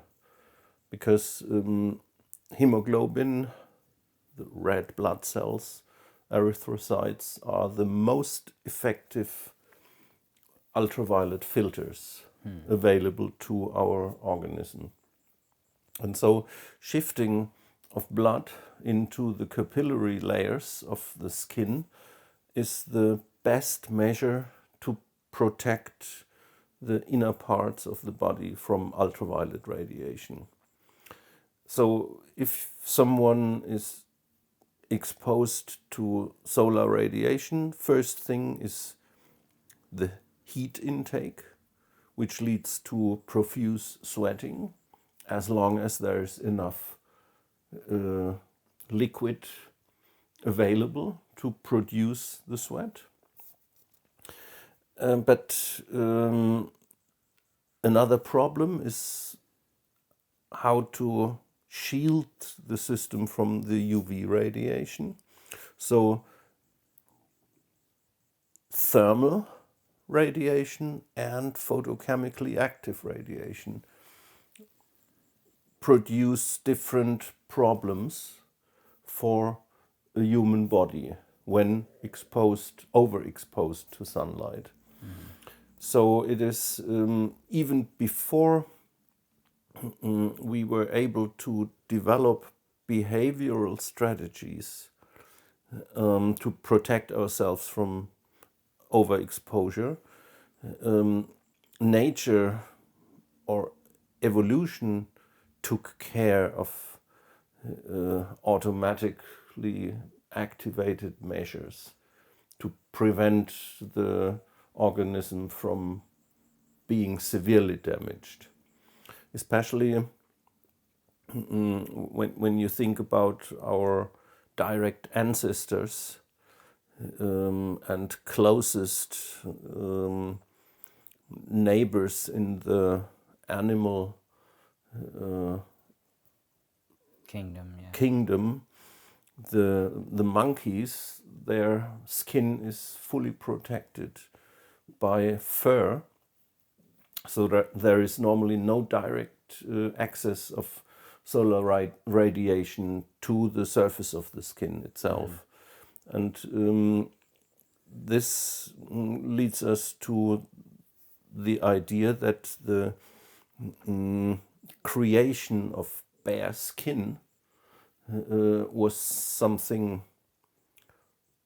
genius. It was, there is no other animal in the animal kingdom which owns such a powerful outer shell than we humans do. The human skin is a wonder.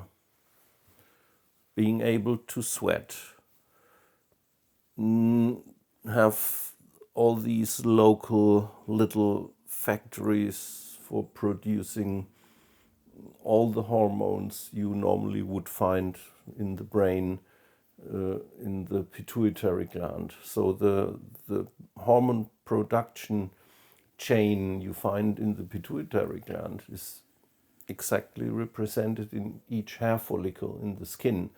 The adaptiveness of skin in regard to sunlight and ultraviolet radiation, the ability to tan, to change thickness. It is a fully adaptive organ which is so closely linked to vegetative functions. So signals from the skin, for example, address hormonal changes or initiate hormonal changes which enable our system to save liquid and water, which is needed for sweating, and so on and so Could on. we, just as a brief digression, could we say that, I've heard theories or read theories, maybe not very deeply founded in science, but that humans lost our hair from the majority of our skin in order to sort of turn our skin into a solar panel in a way. So to be able to, in some sense, leverage the solar radiation possibly further. Now in Africa, I understand you made it very clear that there's an excess of solar radiation. It's not that we necessarily needed more, but that maybe somehow the direct access could enhance our physiology, provide more power to the system directly to support an evolving organism and brain function. I'm just curious if there's anything to this theory. I wouldn't say no, but I'm not fond of this theory on the other hand, because there are other explanations which would make more sense to me. What do you feel would make the most sense? I would like to mention Nina Jablonski. You have heard of? I have not actually. So this is something interesting to look at. For example, when you look at monkeys, chimpanzees, for example, and when you look at the time during the day needed for the care of their fur, what would you think? I don't know, but Is I would it guess time consuming? I would assume yes, based on the way you've shared it thus far, that it could be time consuming, but I don't know.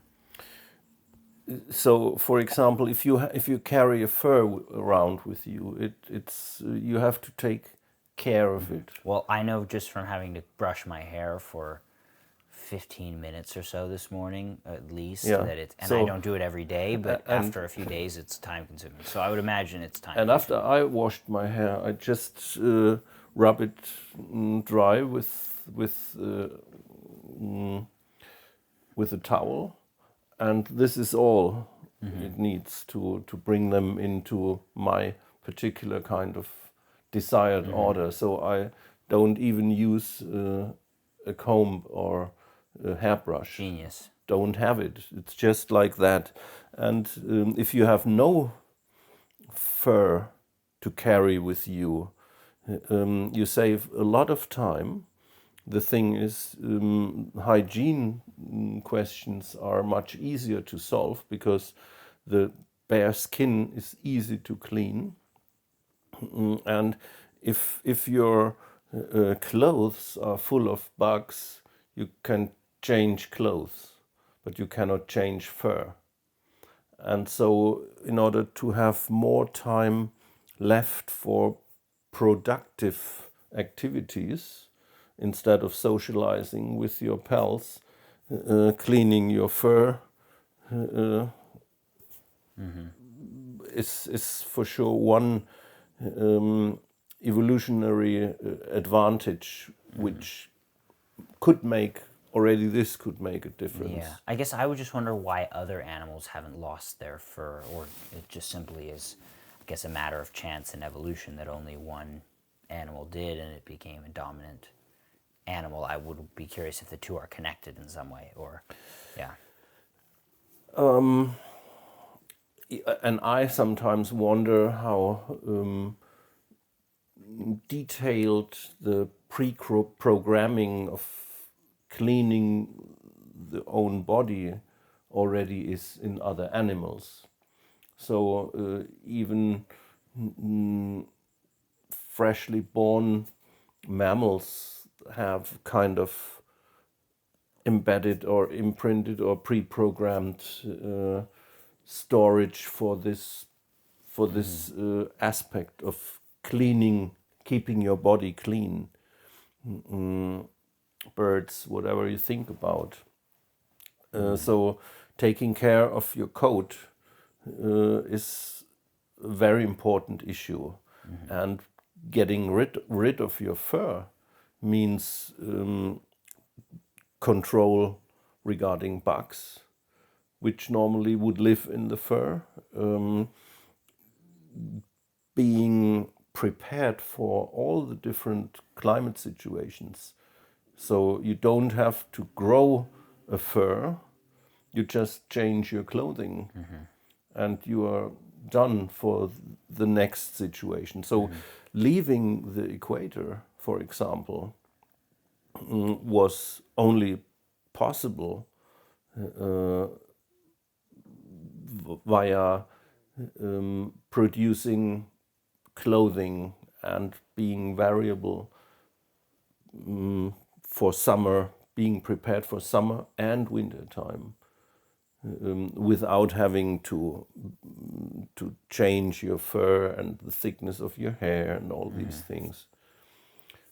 So it is worthwhile looking into Nina Jablonski's work to learn about more regarding being naked and what is the difference between our closest neighbors in the animal kingdom and us. I see. Great. So then, speaking of ancient cultures,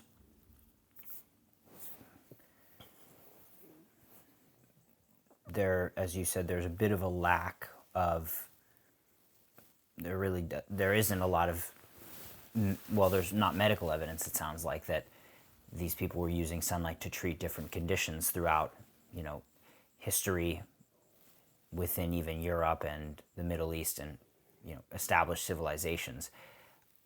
But yet they did practice some forms of either sun worship, or like in Rome, they had these rooms for, as far as we understand, for taking sunlight, or at least to have more sunlight in their area of their home where they were living. So do you think that these people knew throughout history within human civilization, so the last 5 to 10,000 years, let's say, that sunlight was something that was beneficial to their health, or it was just sort of a part of their life? They knew, they felt like we needed some light. Okay, let's take some light, and this is going to help me. Like, why do you think people made these efforts in different civilizations to receive more sun? Just an innate intelligence or knowledge? I'm not even convinced that the target was to receive more sun. I think that the right dose was the issue, and this was the driving force. If you, for example, in architecture, in Roman architecture, the proof that they had these solaria, which the rooftops of houses, which have been used for sunlight consumption, still in this regard there is not really a strong evidence. But what is definitely the case, that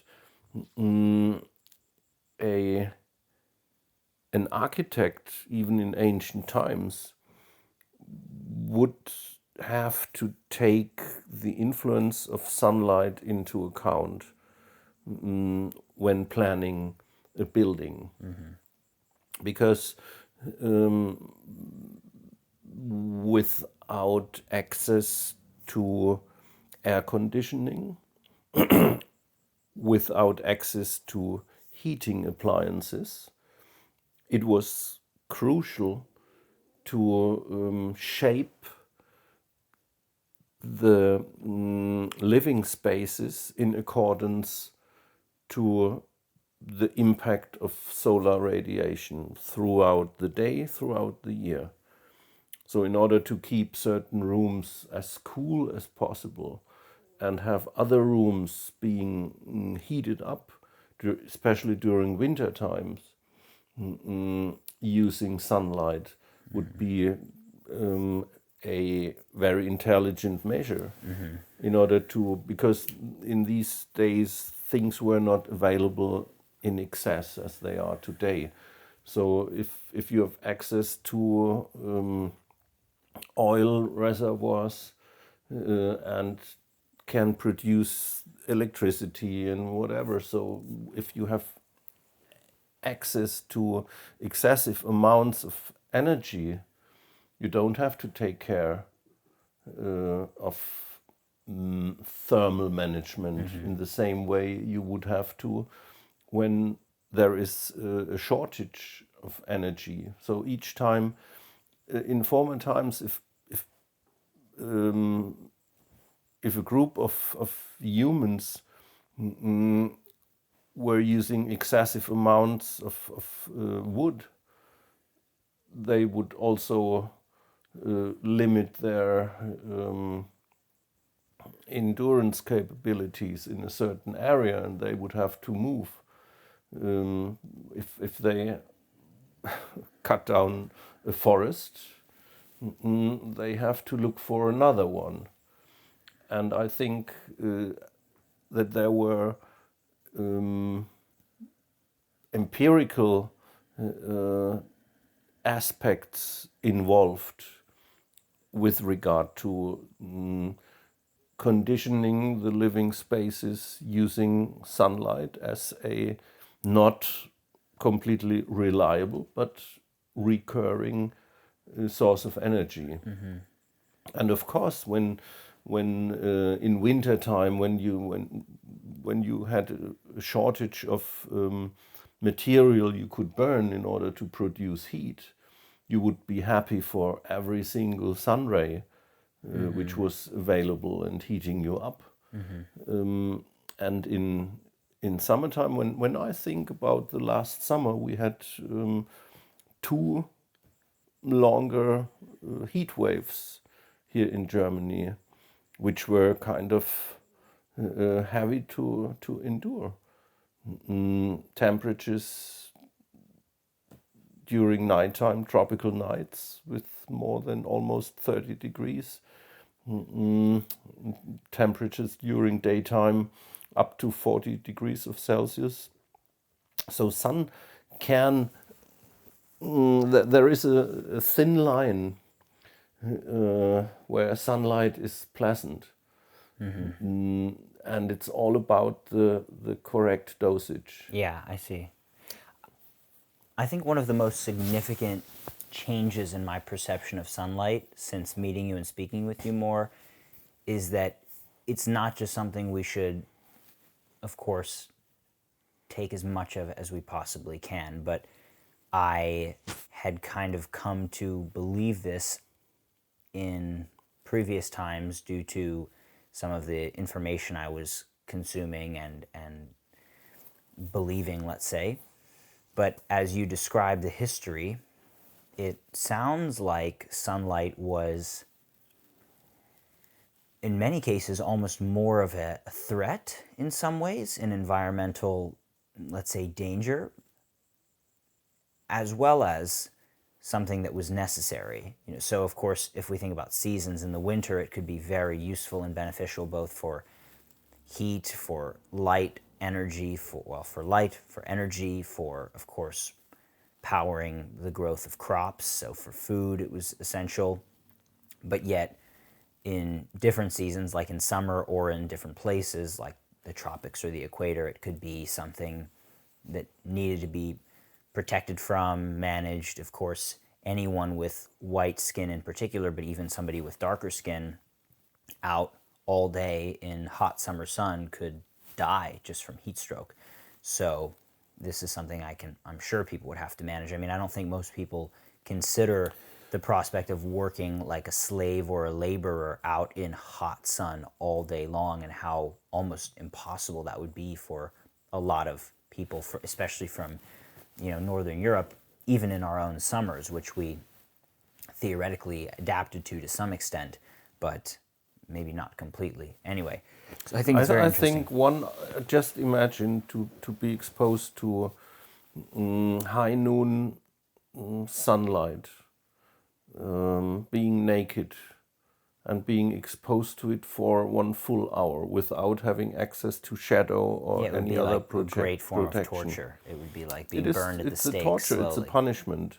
Yeah. And when you imagine that your skin, in extreme cases, could harbor almost 2/3 of the whole blood you are carrying in your body,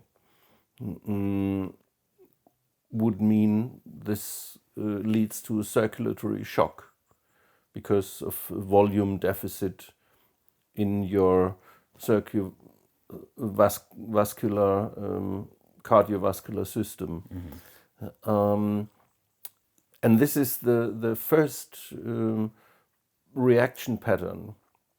If there is excessive sunlight on the skin, besides the thermal effects, you have these reactive oxygen effects, which lead to leakage of the capillaries, and blood is leaving the capillary vessels in order to protect the underlying layers, of course. But on the other hand, this would lead to a massive reduction of the volume available for maintaining proper cardiovascular function. And so the measures our organism takes to prevent the system from this solar hazard is to produce lots of stress hormones in order to stabilize the cardiovascular performance, and also in order to reduce the excessive inflammatory reactions. And these hormone-based reaction patterns, they were granting for survival in early days of humankind, but they are now a problem for our health, because these reactions not only can be triggered by sunlight, but also can be triggered by artificial light. Yes. And when you're so bright sunlight provides higher levels of stress hormones, adrenaline, noradrenaline, cortisol, and so on, leads to a higher level of blood sugar, because if you are in nature exposed to bright sunlight, this normally means to your organism that you are motorically active. You are running around, collecting stuff you can eat, and so on. You have to be prepared for fight or flight reactions. So in a natural environment, it absolutely makes sense that your system prepares you for motorical activity. And it also makes sense that you build up vitamin D, because vitamin D is associated with the calcium metabolism. And if you move, you need your muscles. And if you move more, you need more muscles and more muscular activity, access to increased muscular activity. But if there is increased muscular activity, there is also a need for rebuilding the bone structure in order to make it more resistant and more sturdy. So you need more calcium.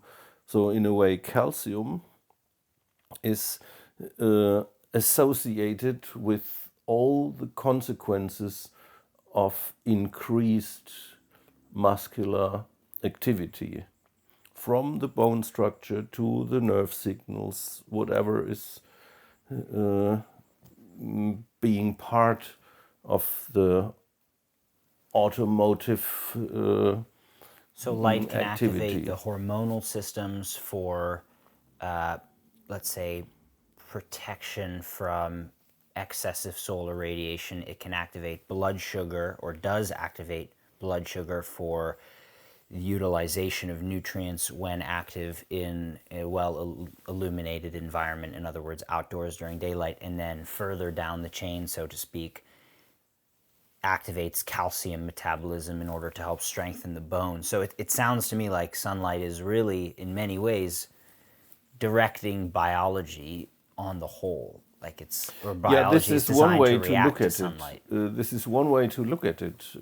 But the other way is that sunlight is, as it is, a environmental factor which acts as a stimulus for optimal adaptation for the organism. So the question is from which position you're looking at the things. Yeah, I see. And as sunlight is not purely beneficial, but the optimal dose is such a fine line, it is even more crucial to optimally adapt to sunlight as it is. And what we can say about sunlight, that the inner spectral composition might be more or less the same, but intensity and spectral distribution regarding the content of ultraviolet, ultraviolet B in particular, is highly variable. And since you even in a 24-hour phase, you have, let's say in the equatorial tropical regions, 50% dark, 50% sunlight. So even in one day, the variation is very high. And within the phase, the diurnal phase of, or when the sun is up, even then it's highly variable, obscured by clouds or directly incident. And so our system has to swiftly adapt to these changes, to keep the system stable as possible, as healthy as possible. And so, as the fastest changing major influence on our environment, sunlight plays a crucial role for our health. And it's I don't wonder at all why our ancestors developed the idea that sun is God, because God had all the might and all the power. And it was so important to adjust your individual behavior so that God would be not angry or aggressive about you, because this was the essence of power. If you would not adjust to these God-given energies, you simply would die. Yeah, it makes a lot of sense. It's very, very interesting. And also the pharaohs kind of considered themselves as, let's say, representative of the sun, for example, in Egypt. So very interesting.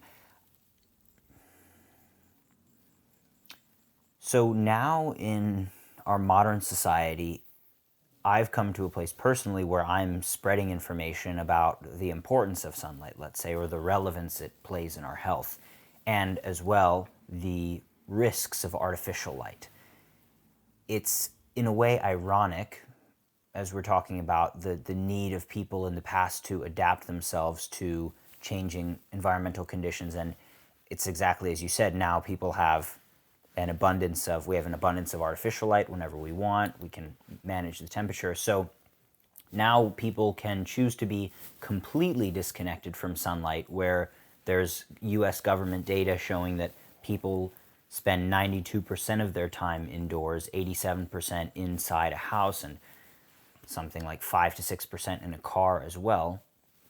And so people are totally, let's say, lacking in sunlight. And this is something of interest to me, that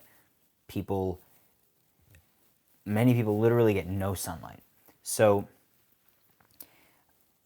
I'm curious if you can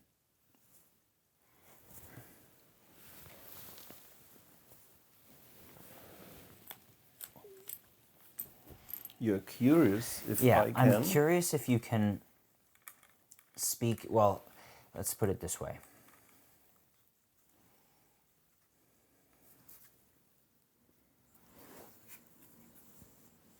Do you believe that everyone needs some sunlight every day in order to achieve optimal health? And if so, what is a reasonable dose of sunlight that people should seek in order to achieve optimal health? And I'll actually add to my question by saying that I know that there's no one-size-fits-all answer, and it can be it is a very broad question by its nature, but all things considered, in the modern world we're living in, where most people don't get enough sunlight, or I should say not enough, because that's prejudging the answer, but most people are getting very little sunlight. Most people are deficient in their vitamin D level, for example. So would you say that most people in our society today are not getting enough sunlight? And how would you approach the concept of quote unquote enough sunlight? What criteria would you look at to understand what amount of sunlight or what kind of exposure at which times of day would be necessary for someone to have the beneficial effects of, or sufficient quantity of light, and no deficiency which would lead to health consequences as the result of a lack of sunlight? Of course, people could be getting enough sunlight but be exposed to some toxin that's irrelevant. But when it comes to light exposure, what are the principles you would look at for the average person to gauge their own solar exposure for health and for optimal health, ideally? First thing which comes to my mind is how to answer a rhetorical question.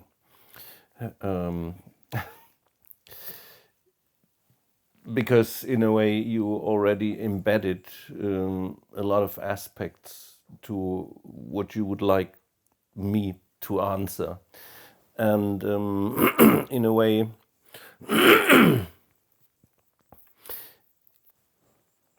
if the core message is get more sunlight, it is very difficult to find the optimal way to do this. Mm-hmm. And for example, the World Health Organization surrendered to this problem in a way that they decided to issue the no sun policy. Because the recommendations to get as much sun as possible can be understood from the viewpoint that people just don't get sunlight anymore, and so the more sunlight the better. But this is exactly what does not work in reality, because, for example, we know there are some strange findings in studies that, for example, office workers suffer more from malignant melanoma than outside workers. And this is weird, because normally you would think if someone is exposed constantly to the sun, probably there would be a higher risk. But the relationship between optimal dose of sunlight and dermal overload, beneficial and malignant effects of sunlight, it is really absolutely complex story. And for example, to look at the skin color and the skin typing, from one Celtic red hair and green eyes to African skin type 6, the Fitzpatrick scale, isn't even enough to derive conclusions for optimal solar exposition. I would like to answer this question with the findings from Rollier.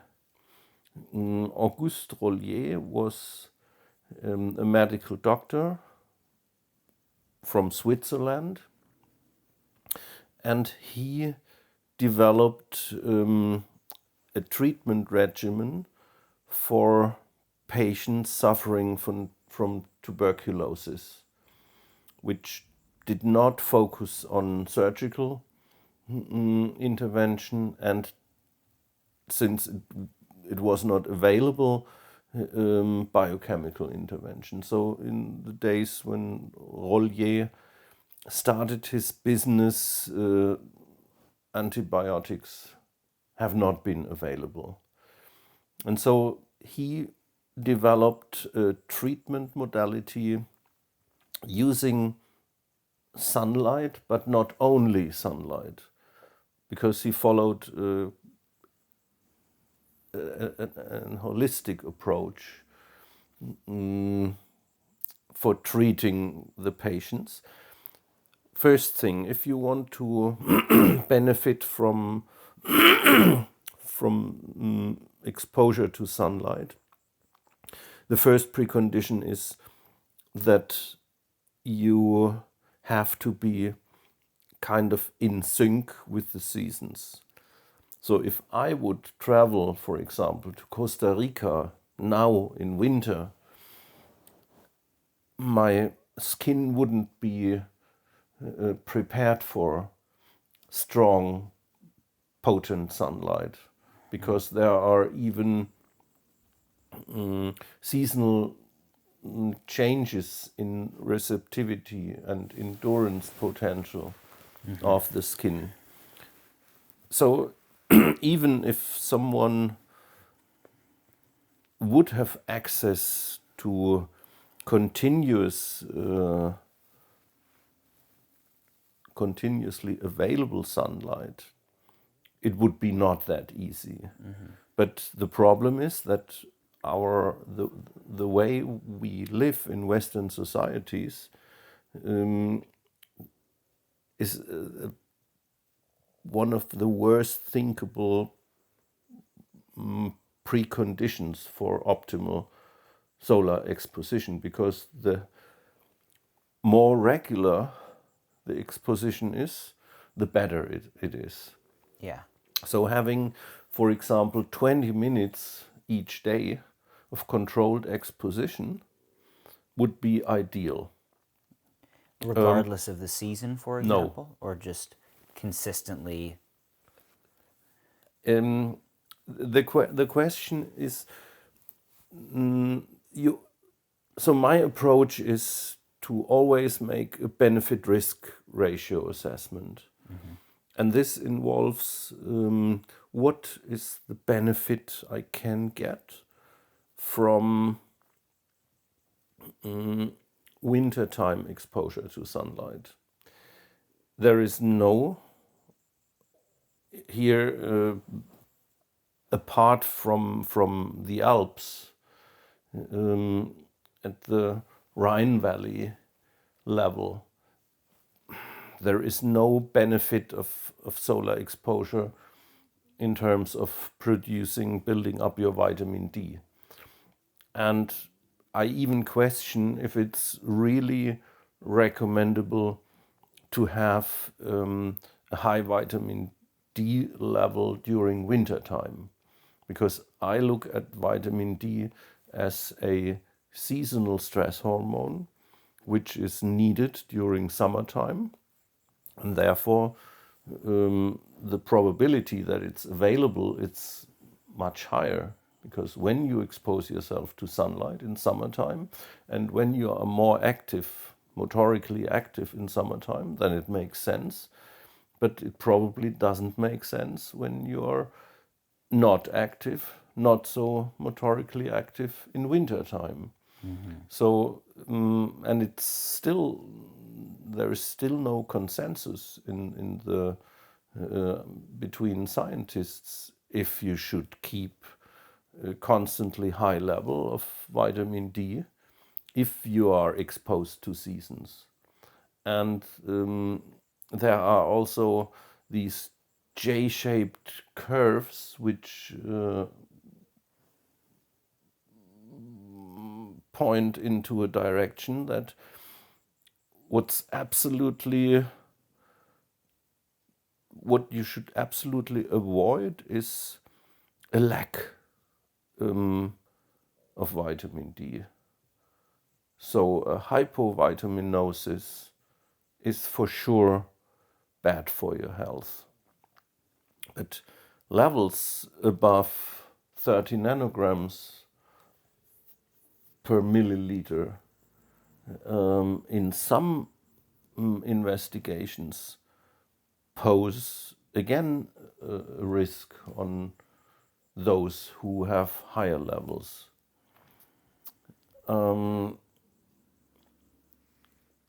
So supplementation with the idea to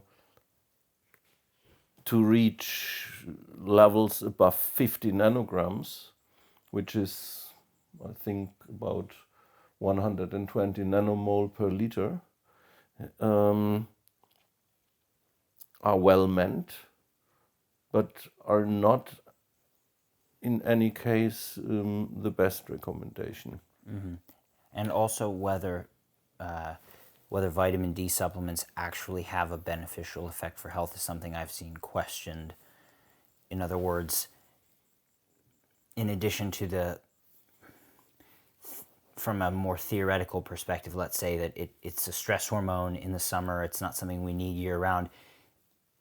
I've read evidence that indicates that vitamin D that's taken orally in certain forms doesn't even have the desired effects or the same effects as vitamin D that's produced through solar radiation, that it's not utilized in the same ways. And so in a way, one might elevate the level in their blood, but not really be getting any of the intended benefits that they think they might be getting just because the number's higher in their blood anyway. So it's kind of in several ways well intended, but not really leading to anything, and potentially deleterious as well. So yeah, since the reaction to solar radiation is so complex, for example, stimulation of the basal membrane associated cells, the increased production of keratinocytes,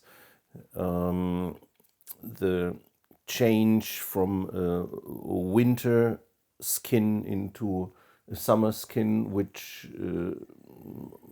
provides other dimensions, other thickness, other numbers of keratinocyte layers, other pigmentation. It's increased blood circulation in the dermal layers, which lay beyond the epidermal layers. The changes in hormonal concentration by stimulating the follicular pituitary axis for hormone production, the mineral corticoid changes in mineral corticoid concentrations in the body, the leverage of stress hormones by direct destruction of hormones under the influence of short wavelength ultraviolet radiation. We are looking at such a complex bunch of different effects that you cannot use vitamin D as a surrogate marker for optimal health. Vitamin D is one pillar of a whole bunch of different pillars you would normally have to look at. And then we are again in the same place we started off in one section of our discussion, that if you pick out one single factor and amplify that, and if you then still think you make things better, I think you are not on the path in which it's not the way our organism works. Yeah. And increasing vitamin D, when you use vitamin D as a marker, what you can tell from a low level of vitamin D is that there is civilization-based anhiliosis. A low level of vitamin D means a lack of sunlight and not a lack of vitamin D supplement. Mm-hmm. And this has to be clarified completely. Low vitamin D should tell you go out in summer times and control your radiation intake from sunlight in a way that you get the highest yield in vitamin D in the shortest exposure time.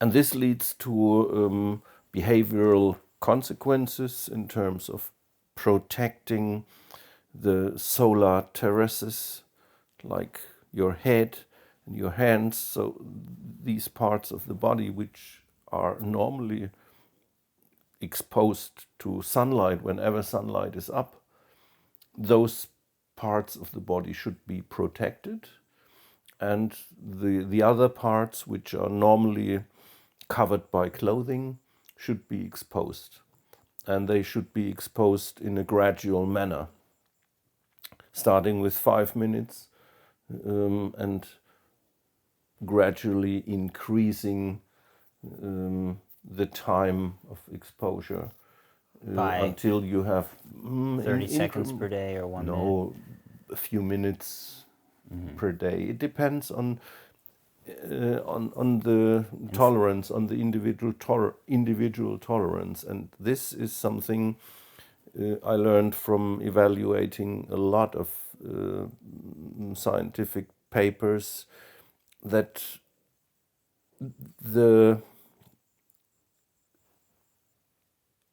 practically there are two groups of people. One with a low tolerance to sunlight and the other group with a high tolerance to sunlight. And this is not necessarily linked to the Fitzpatrick skin type. So people normally would know if they are tolerant or intolerant, because it's you just have to expose yourself for 10 minutes or 15 minutes or so, and in the evening you will feel if you had an overdose or not. And this makes me think I should mention that all these recommendations refer to chemically unprotected skin or naked skin, Yeah. without any chemical suntan lotion stuff, which Yeah. is in between you and the sunlight. Yeah, which I'd love to discuss with you more in a future conversation, I believe. I think for now, I'd like to ask one more question to wrap up, and this is one that may require an entire conversation to properly unpack, but at a high level and in as much or as little detail as you'd like to address the question, what is your opinion on what is the primary cause of skin cancer, considering the findings that, at least in some studies, that indoor workers have higher rates of skin cancer than outdoor workers in some cases, also considering the what I would consider to be a fairly evident fact that skin cancer rates appear to be increasing in spite of broad societal shift to an indoor lifestyle under more artificial lighting and separated from ultraviolet light in general, except for maybe fluorescent lamps at one point that did put out some ultraviolet radiation. Most LEDs, as far as I'm aware, do not. And yet skin cancer rates are going up. A family member of mine had skin cancer, in fact, probably several, but one in particular I'm aware of, and they had some treatments, and I believe, it's fine, but it's something that's growing. It's something that's a real concern for a lot of people. I think it's quite serious. It's definitely not something people should mess around with. But there is still a dominant narrative that skin cancer is caused exclusively by the sun, that is the primary cause.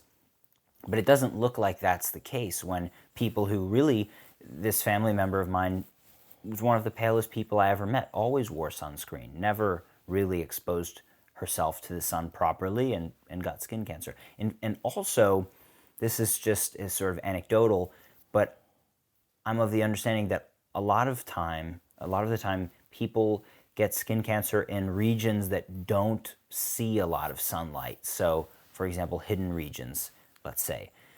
So, what's going on with skin cancer, and is it linked to is it something that's linked to the general increase in cancer as well? In other words, people are getting more cancer of all kinds. Is it linked to that? Are there other underlying causes as well, be it nutrition, chemical? We're getting older. We are surrounded by endocrine disruptors, and anything I can say from now is something which would make dermatologists want to kill me. But first thing, we have to make a distinction between the different types of skin cancer. And it is a good practice in dermatology, or let's say in the message to the public, to mix up the different types of skin cancer. So the skin cancer of concern is the malignant melanoma, but the basal cell carcinoma and the squamous cell carcinoma are light skin types of skin cancer, and the squamous cell and basal cell carcinomas, if I would have a choice which type of cancer I would want to have. So I would have to choose of all the different types of cancer a human can have. I think the easiest choice would be basal cell carcinoma or squamous cell carcinoma, because they are easy to treat. Normally you see quite early that they are developing, and they can be treated on the outer shell of our organism. And these types of skin cancer are in a way dependent on the total dose of sunlight throughout lifetime. So in former times you would talk about an account for sunlight of maybe 10,000 hours or so. And each time you are in the sun, you would have to lower your account. You would lower your account. So when you're born with a 10,000 hours tolerance before you develop skin cancer, then each hour would just diminish this total amount. The malignant melanoma is something different. As you already mentioned, some melanomas develop on the soles of the feet, in the perineal region, and in places where the sun never shines. So it's not so clear, even if it's often claimed that sunlight plays a role. But the true reason, in my understanding, is an immunological problem with malignant melanoma. And malignant melanoma is one of the cancers which even can lead to spontaneous remission. So once the immune system has learned the specific pattern, it can even lead to total removal without intervention. But this is not an encouragement for people to not treat situations like that. Yeah. As a disclaimer. But the control of melanocytes, which are the stem cells or the origin cells for malignant melanoma, the melanocytes are under hormonal control. Melanocortin receptors, certain pro-opiomelanocortin derived substances, a lot of different biochemical compounds are responsible for the control of melanocyte activity and behavior. Melanocytes are migrating cells, so they can change their position, they can intrude kind of existing tissue, so they are motile. And if they go havoc, they can be especially dangerous. There are some genetic variations known to to increase the prevalence for suffering from malignant melanoma. So in a way, I look at the malignant melanoma as a mainly immunologic and genetically driven problem. And if you have cells, melanocytes, which already are damaged in a way, then sunlight will have an even worse or more problematic effect on them. I see. Great. Well, the camera's telling us that it might be time to pause, but I do have one more sort of elaboration of the question. May I just go on? So, and this is, I think, a great place to wrap up and potentially to open up the next conversation. A great place, actually. So I listened to a podcast with Dr. Andrew Huberman, the Stanford neuroscientist, who I'm sure you're familiar with, and he's very well versed on a very wide variety of subjects, given his podcast and his own research. Of course, he's, I think, one of the most famous public scientists alive at this point. And this podcast also included Dr. Jack Kruse, who, of course, you know, you're familiar with, I believe, many of his ideas and theories and so on. He's a fan of your work, at least I was at one point, as far as I know. And anyway, Rick Rubin, my friend, was the, let's say, moderator of this conversation.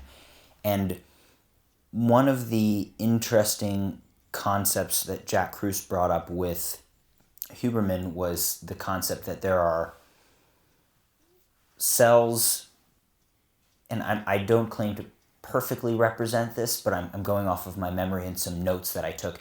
But for example, in the brain, there's a region called the substantia nigra, which is nigra, meaning black in Latin, because there's a lot of melanin in this region in the brain where light, according to traditional perspectives, does not reach. Maybe infrared wavelengths could penetrate the skull, but certainly not the ultraviolet wavelengths, which melanin, as I understand, would be absorbing in general. So anyway, the point Jack was making, he was, as I understood it, was getting to this idea that there is this, and he mentioned the work of Gurwitch and some of these biophoton researchers, that there is light inside that's very significant for biology, that cells are communicating with light, and that there's a reason there's melanin in a otherwise, let's say, dark place. Just putting that context out there. Now, when they came to the subject of specifically malignant melanoma, an idea that Dr. Jack Kruse proposed is that these melanocytes are inside and they're sort of starved of ultraviolet light, and they're actually coming out to the surface to try to assimilate more ultraviolet light.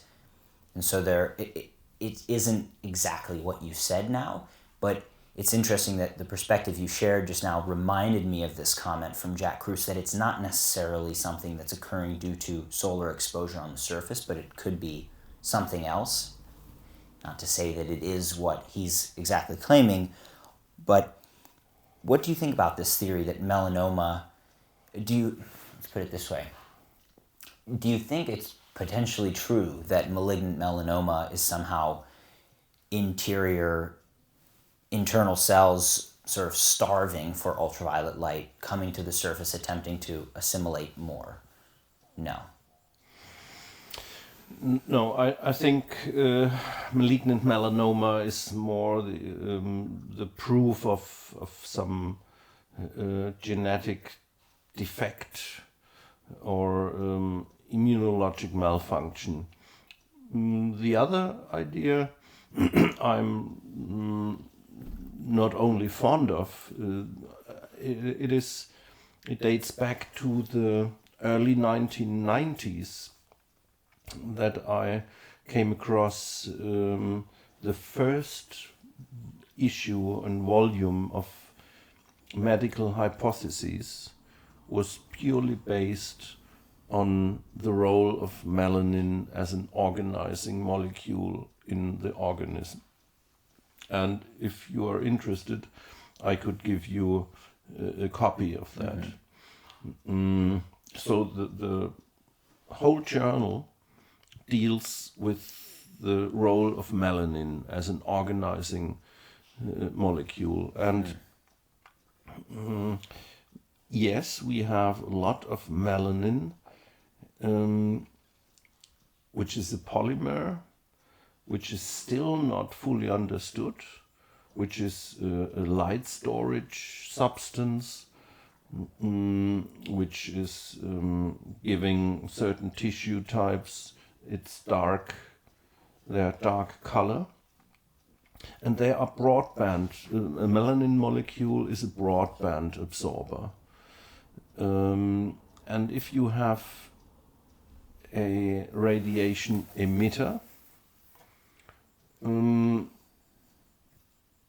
it absolutely makes sense that you also have a receiver.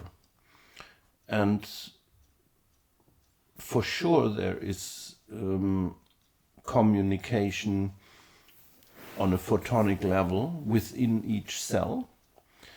And for example, when you look at the development of the eye, it is important that you have some part in the eye which absorbs light completely. Otherwise, there would be no direction associated perception possible. And so you need absorbers and you need receiving antennas for photonic communication. So if it's the case that photons are responsible for information transfer within the cell, and information transfer within the cell for me also means the literal meaning of information. The Latin word information, in English information, carries the particle form in it.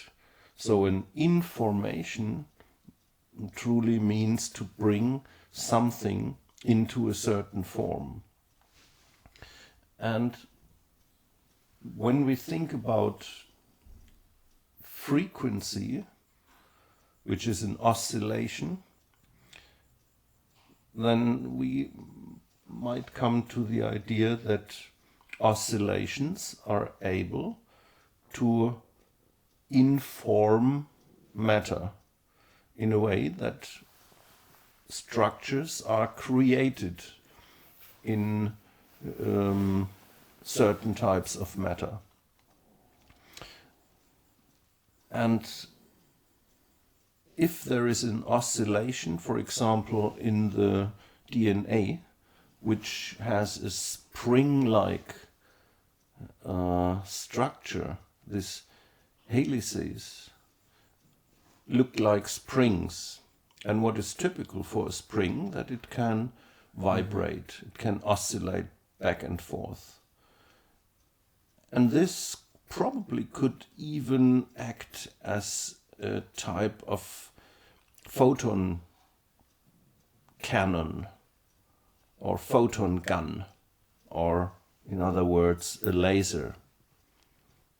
From this vibration, photons could be squeezed out of the structure. And these photons have a certain frequency. And if you want to inform the receiving molecules, you need an antenna. You need a broadband antenna in order to capture all the photons, or a good number of photons, which are sent out in order to transfer information. And so it is a conditio sine qua non, something which is not possible without. If you have senders, you need receivers. And if you have sources of radiation, you need antennas. And the best antenna thinkable for all the different colors of photons which exist in our body is the melanin molecule. So melanin plays a role in terms of protection from solar radiation. If the radiation comes from outside, we find it arranged in the skin. And melanin also plays a role within the system where you have no sunlight, but you still have radiation, in this case produced by the cells, by the organs. And in order to inform cell A about what's going on in cell B, you need some communication channel. Very interesting. So melanin is an antenna which our cells use to absorb light that they're also emitting. To transform photons into phonons, for example. And phonons are one way for light to channel through membranes. Photon is transformed into a phonon and retransformed into a photon after the passage. Interesting. I think this gives us a great place to wrap up and potentially a really great place to start off in a future conversation, because I would like to speak more about biophotons, biophoton research, the significance of biophotons, and to dive a bit deeper into the core concept of how light shapes life, and therefore some of the further implications of this finding or fact. And then I'd love to dive deeper into some of the results of this circumstance or situation or reality, such as the fact that we have a circadian rhythm. I know that's not necessarily a direct result of light shaping life, although it may be. I'd love to hear your perspective. But circadian rhythms, the hormonal regulation or modification affected by light. We've discussed some of these subjects already, but I'd really like to dive deeper into different, for example, looking at different wavelengths in a future conversation. And actually, I'd love to go through, and I had this in my notes just to address at some point, whether now or later, different wavelengths, and actually just looking at, infrared C, infrared B, infrared A, red, orange, yellow. What does the published literature that does exist say about each color or ranges of wavelengths that comprise a color and how they affect physiology? And I have an understanding that not every color has been thoroughly studied necessarily, but you've shared with me that there are some bits of research on different colors, and I'd love to just go through this and try to build over time a picture more and more of how light affects physiology, how we can use it to benefit our health, how we can use it intelligently or avoid it in certain cases, or filter it to protect our health from deleterious, harmful sources of light that can negatively impact these systems, as you've implied several times throughout this conversation and touched on a bit.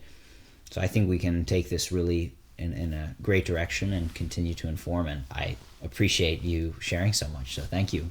Thank you, Matthew. Great. It was great pleasure to have this conversation with you today. Great, and I look forward to the next one, so thank you, Alexander. Great. Hello again, Alexander. Hello, Matthew.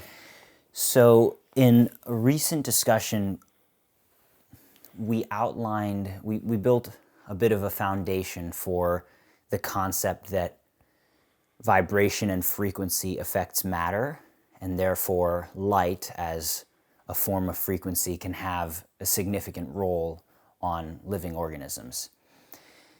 In this conversation, I'd love to delve deeper into some more tangible and practical implications of this information for people's daily experience of life as a human on planet Earth. So, I'd like to go straight into the question of sunlight versus artificial light. What is fundamentally the difference between sunlight and artificial light, the way that we've created it to illuminate our spaces and serve a variety of purposes, as far as the health effects are concerned, the actual effects of this light? And in order to address this properly, it may be worth first touching on the difference in the quality of these lights themselves and how they're produced, and then therefore how they're affecting our systems differently. In order to make things clearer, I have a personal definition of spectral quality, and this is natural spectra versus artificially synthesized spectra. And the natural spectra can be found in sunlight or daylight or fire or incandescent lamps. So interestingly, the distinction natural and artificial light dissolves in a way that we have one light source with natural spectral distribution, which is an artificial light source, the incandescent lamp. Mm-hmm. And I already explained that this particular spectral composition is related to thermal activity. So the black body radiation curve is like a specific fingerprint for each respective temperature. So if you heat up a body, it will, for example, a piece of iron in a foundry, then it will start emitting invisible heat. When you increase the temperature, it starts to glow red dark, and the color changes the higher the temperature gets. So this physical law, which was, by the way, crucial for finally discovering quantum mechanics or the quantum theory, applies to all heated bodies. So also our body, with a temperature of 310 Kelvin, has or exhibits or shows this particular waveform, just shifted from the visible into the invisible part of the electromagnetic spectrum. So we are emitters in a wavelength range between 8,000 and 12,000 nanometers, just as a note or a remark. The difference between artificial light sources with a natural spectral distribution, as we have it in incandescent and halogen incandescent lamps, to all the other types of light sources is that all the other artificial light sources are so-called cold light sources, because the light emission does not come from temperature, but molecular or better atomic emission. Atomic and molecular emission. Normally, fluorescent tube lamp, for example, has a light source which comes from electrical discharge of mercury atoms within the tube. And the mercury emission is then transformed in the fluorescent coating inside of the tube. And since we have a very low pressure inside the tube, the emission lines are very distinct and narrow. So in fact, the broadband light emission from a fluorescent lamp comes from the fluorescent material, which is able to convert the shortwave emissions from mercury into longer wavelengths, which are visible to our eye. And it's not really a true white light, even if our eyes would tell us so. It is a composition from different colors. So the spectral composition is kind of arbitrary or not random, but chosen in a way that we can trick our eyes to seemingly see white light, which in fact is composed of distinct colors. Some of these colors are narrow bandwidth ones, and other colors are represent a more broader spectrum. In a way, you could say there is a broadband yellow blended with a narrow band blue and indigo, which in consequence results in a kind of whitish appearance. And since, and I was talking about that before, since our whole organism is attuned to more or less continuous light sources based on this black body radiation, we can puzzle all the light detection systems if we present certain ranges in the visible spectrum which are not linked in a logical manner to other parts in the electromagnetic spectrum. Maybe I should even clarify that the radiation of most concern in sunlight, and we are fully adapted to sunlight characteristics, is the ultraviolet part.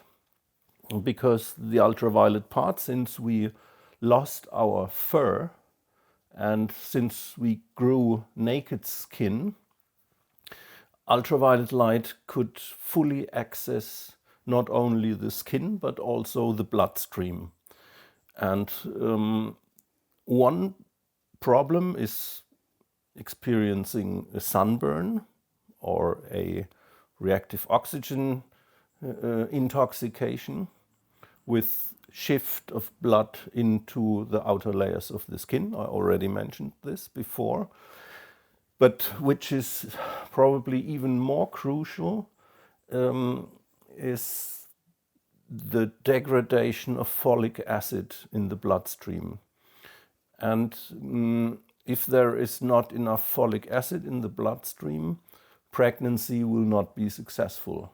So fertility depends strongly on good folic acid supply and presence in the bloodstream.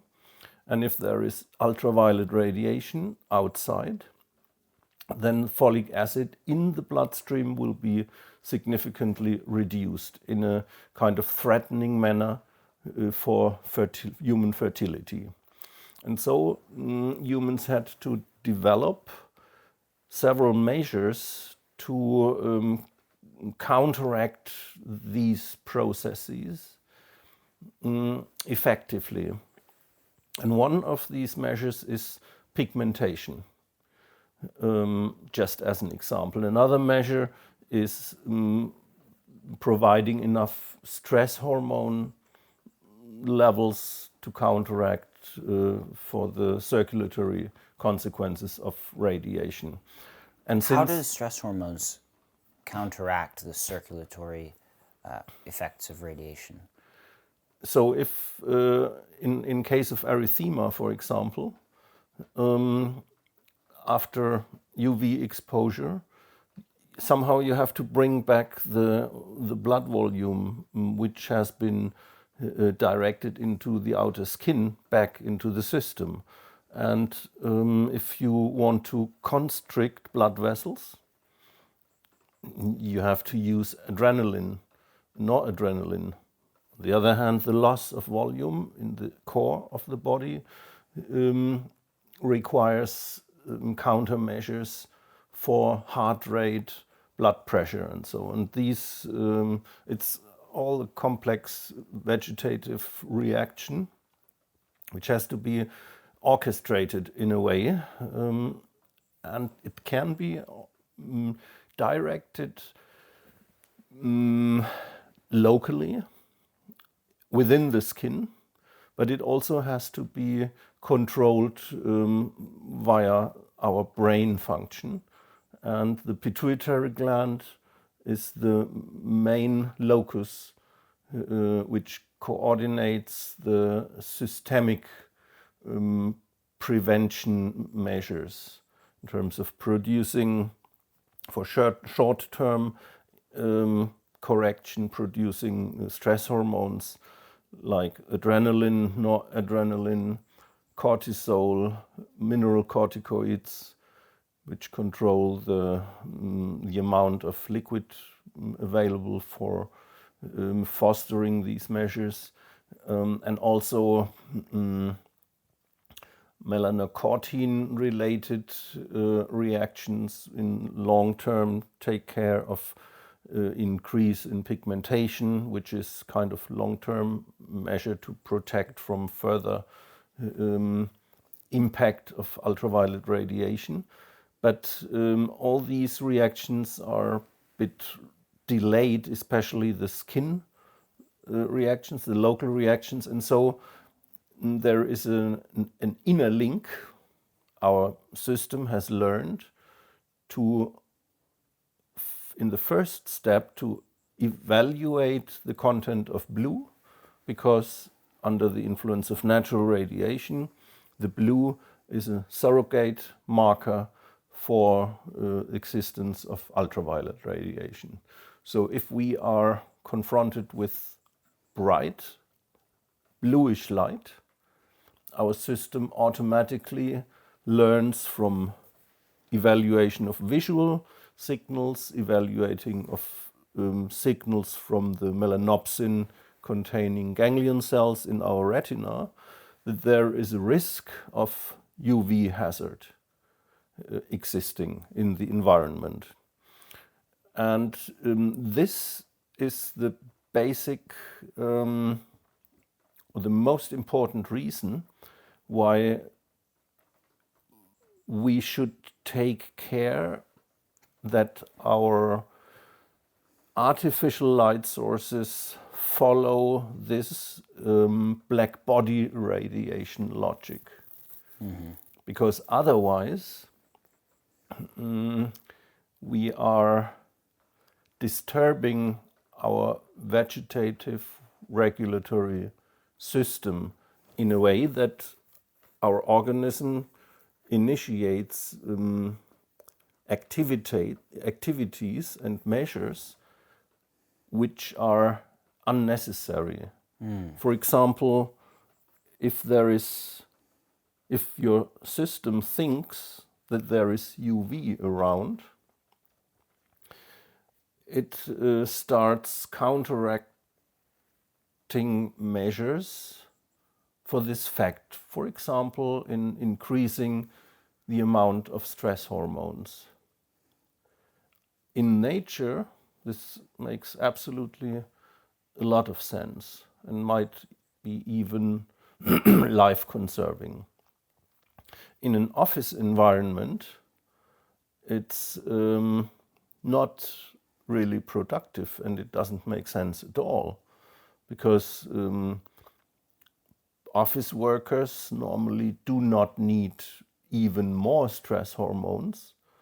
Alleviating the stress hormone level in our days is a much more important issue in my understanding. Yeah, this is fascinating. I'm really interested in this link between blue light and ultraviolet light. So in the past, people would ask me, why blue light? I would ask myself as well, why is blue light the range of light that melanopsin pigments and the retinal ganglion cells sense to set the circadian rhythm in the hypothalamus and the suprachiasmatic nucleus? Why blue light specifically, or why is it most sensitive, or why are these cells most sensitive to blue light? And I assumed, it seems somewhat incorrectly, that blue light is the chosen range of light for this system because it varies so considerably throughout the day from sunrise to midday to sunset. So it could be, let's say, a sort of natural choice compared to other wavelengths which vary but less so in their proportion, and ultraviolet, which isn't even present in certain seasons, in certain places, at certain, for example, as far as setting the rhythm. So to me, it almost seemed like it was just the natural choice of biology, but it seems much more accurate and, in fact, a much more satisfactory explanation that as light sort of shapes life in a way, and life is reacting to these changes in the environment, or these environmental conditions, as we spoke about yesterday in detail, then it makes sense that the organism has to care for its exposure to ultraviolet light, because on the one hand, it can be beneficial in certain respects and useful for biology and evolution, stimulatory in a sense, but also detrimental, especially in excess, because it's so powerful. So it absolutely makes sense to me that the organism would see blue light as sort of a precursor or a warning sign, let's say, that ultraviolet is coming. But that leads me to the question then, is, since blue light is, as far as I understand, and please correct me if I'm wrong here, the primary wavelength responsible for setting the circadian rhythm, then does this mean in a way, and since blue light is linked to sort of a premonition that ultraviolet light is coming, then does this mean that the entire circadian rhythm is in some way founded on protection from ultraviolet light, or even preparation for the oncoming ultraviolet light as the solar radiation becomes stronger throughout the day? To answer this question correctly, we have to dive into the origin of humankind one more time. And since we come from tropical or equatorial regions, the loss or lack of ultraviolet radiation had never been an issue, because the elevation angle of sunlight does not significantly change throughout the year. So this, in consequence, means that you have no vitamin D winter in equatorial regions, right? Yes, correct. And so when we talk about our latitudes where we have pronounced seasonal differences, we are talking about a special case and not the general case. And we have to make ourselves clear that we carry some inventory in our backpack, which is not fulfilling the needs in these longer latitudes. So we have tools imprinted in our system which stem from tropical conditions.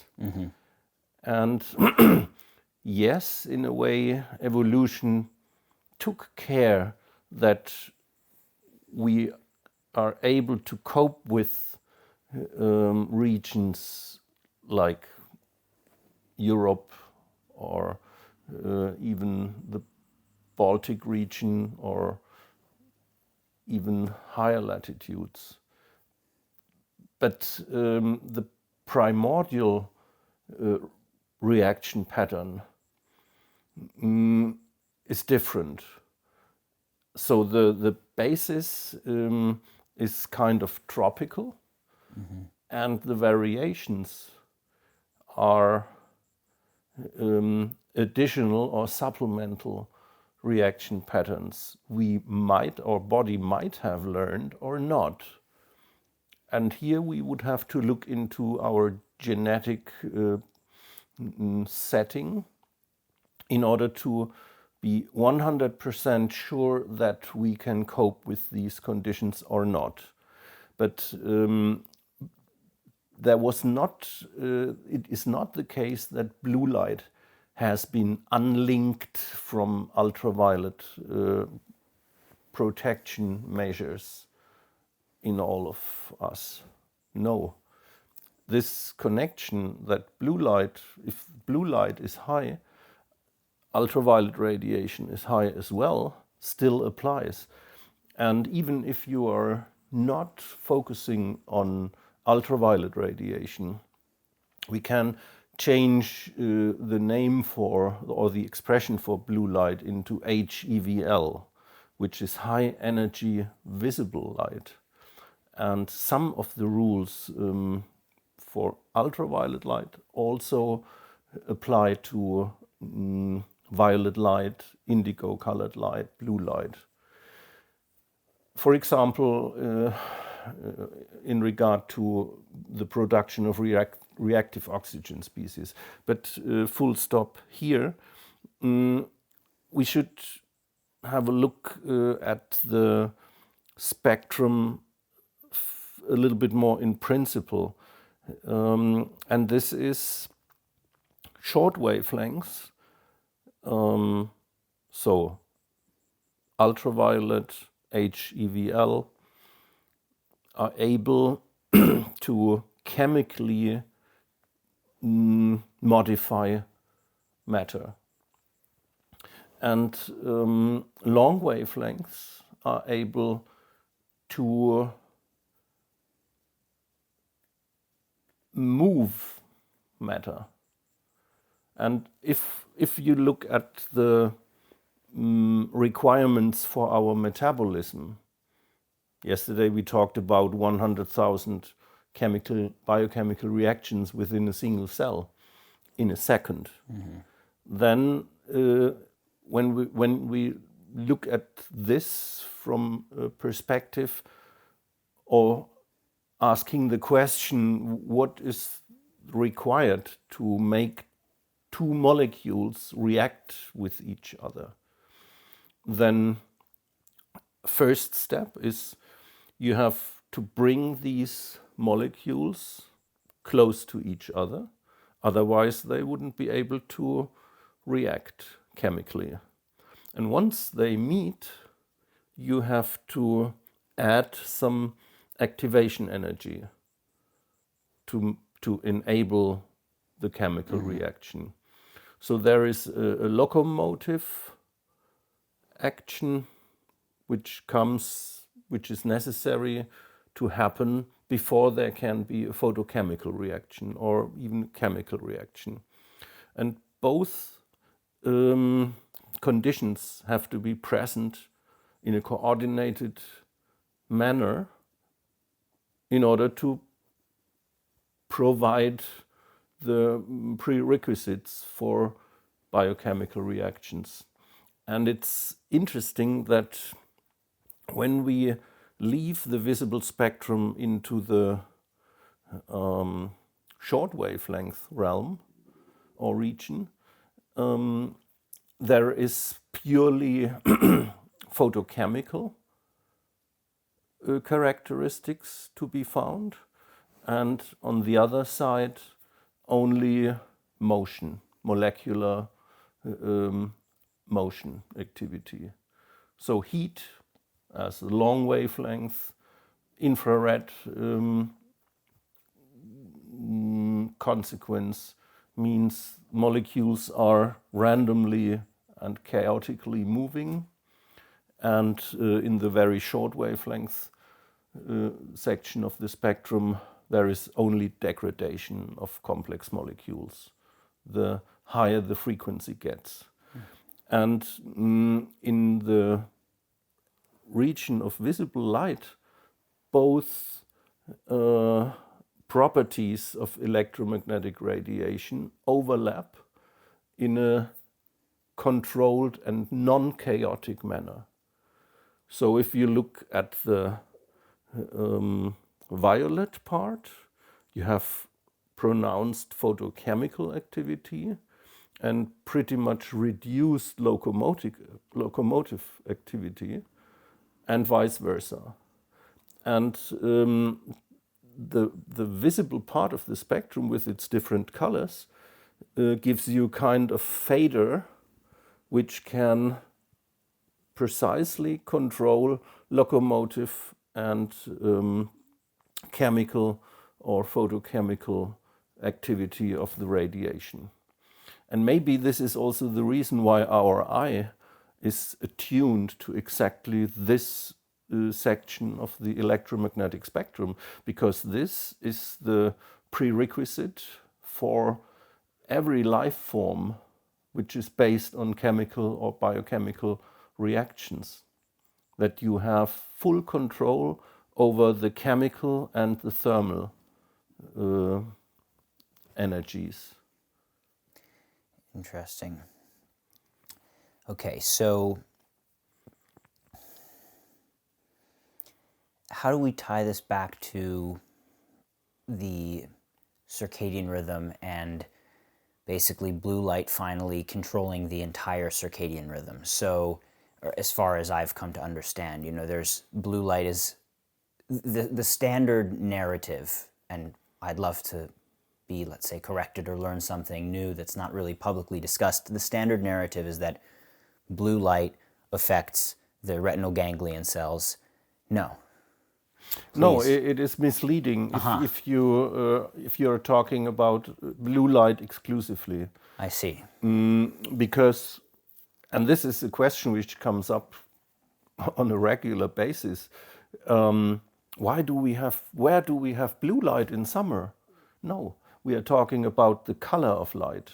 We are talking about the color temperature. We talk about white light, which has a high content of blue, because in nature, you won't find pure blue light. Yes, I see. Besides some reflection from blossoms, which are pretty rare. So some plants. What about the sky? Could we consider this? Yeah, but the sky is not does not represent a saturated blue. It is a bluish white light. I see.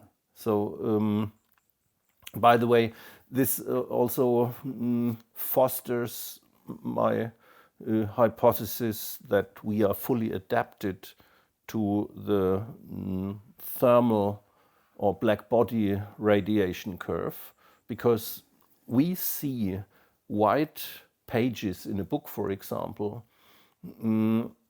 purely white under high color temperature daylight, which can go up to 16,000 Kelvin, while the sun itself only has a color temperature of 5,700 Kelvin roundabout. We can see white light under high color temperature light. We can see white pages, for example, and we see the same white page under candlelight. And only if you have a direct comparison between the yellowish page under candlelight and the bluish white page under daylight, only if we have the direct comparison, we see the difference. Otherwise, our vision system or visual system automatically it adapts, as a camera nowadays performs an automatic white balance. So our white balance ranges from warm light with the low content of blue, 1800 Kelvin. 1800 Kelvin, 2000 Kelvin or so, up to high color temperature light, daylight with 16,000 Kelvin when we talk about the summer sky. Yeah, summer sky. But it's not the blue light alone. It's the ratio between longer wavelengths and short wavelengths, which make the impression of on our signaling system. So it is not the purely the blue light. Normally, you could, for example, try to correct the circadian system by using pure blue light from an LED. But this would be dangerous in my understanding, because this blue light, this saturated blue light, for example, from an LED, definitely has the potential to damage retinal cells. So it will have an impact on the circadian system, but it also will have an impact on cellular level by producing reactive oxygen radicals, which kind of damage the tissue in a direct way. And when we talk about blue light in terms of circadian rhythms, we normally talk about bluish light, or light with a high color temperature. And color temperature is something pretty difficult to talk about, because there are two types of color temperature. And to explain this a little bit more in detail, I think is important, because if you mix up these two types of color temperature, you might be misled in the consequences of your thinking. So there is a true color temperature, which is the basis of the black body radiation curve, meaning if there is a filament in an artificial light source, in an incandescent lamp, and this filament glows at a temperature of 2,500 degrees of Celsius, you will end up with a true color temperature of 2,770 Kelvin, more or less.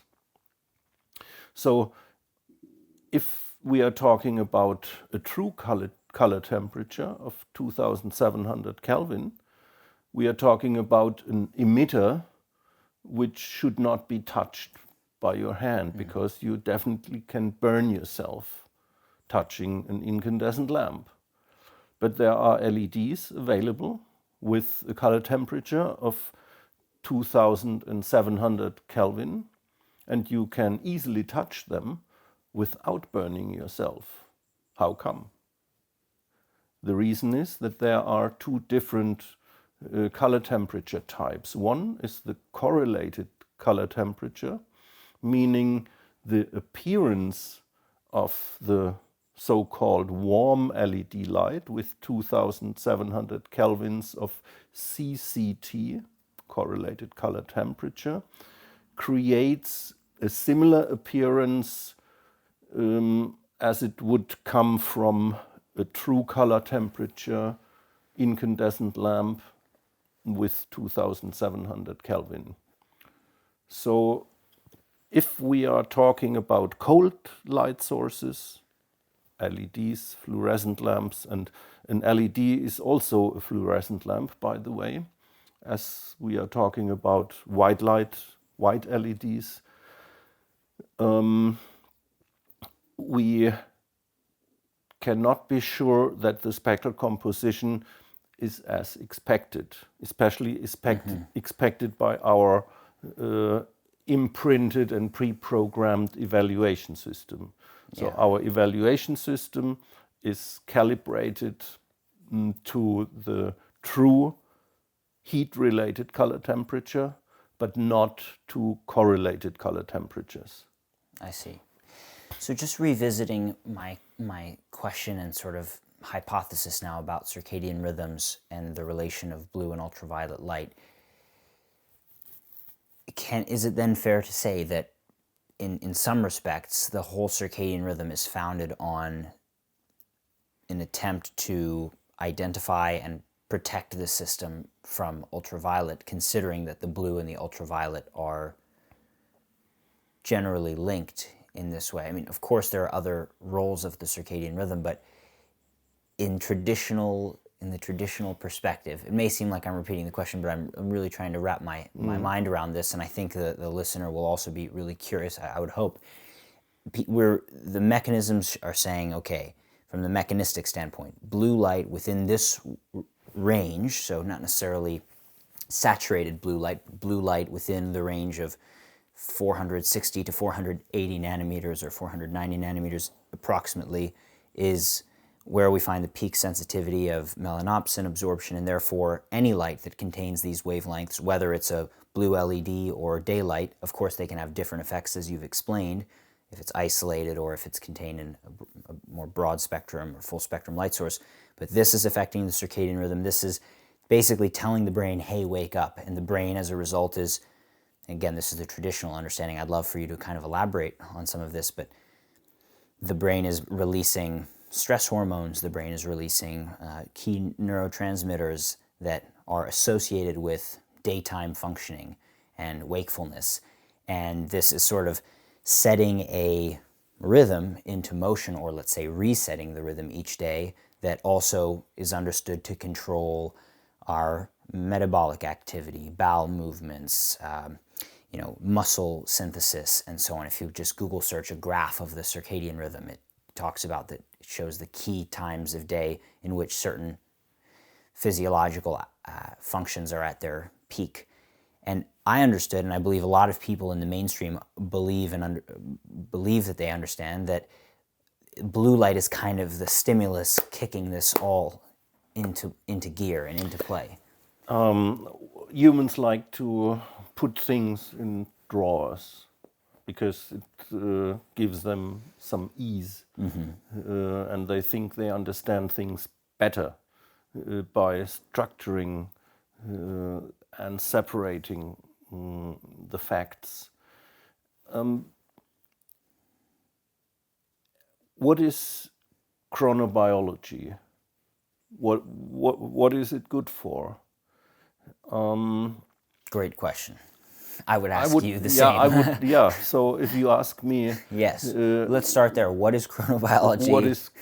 And what is it why good for? do we need chronobiological rhythms? Yes, that's what I'm getting at. If I may, just for a moment, because you made this really interesting point that blue light is, in a way, a sort of,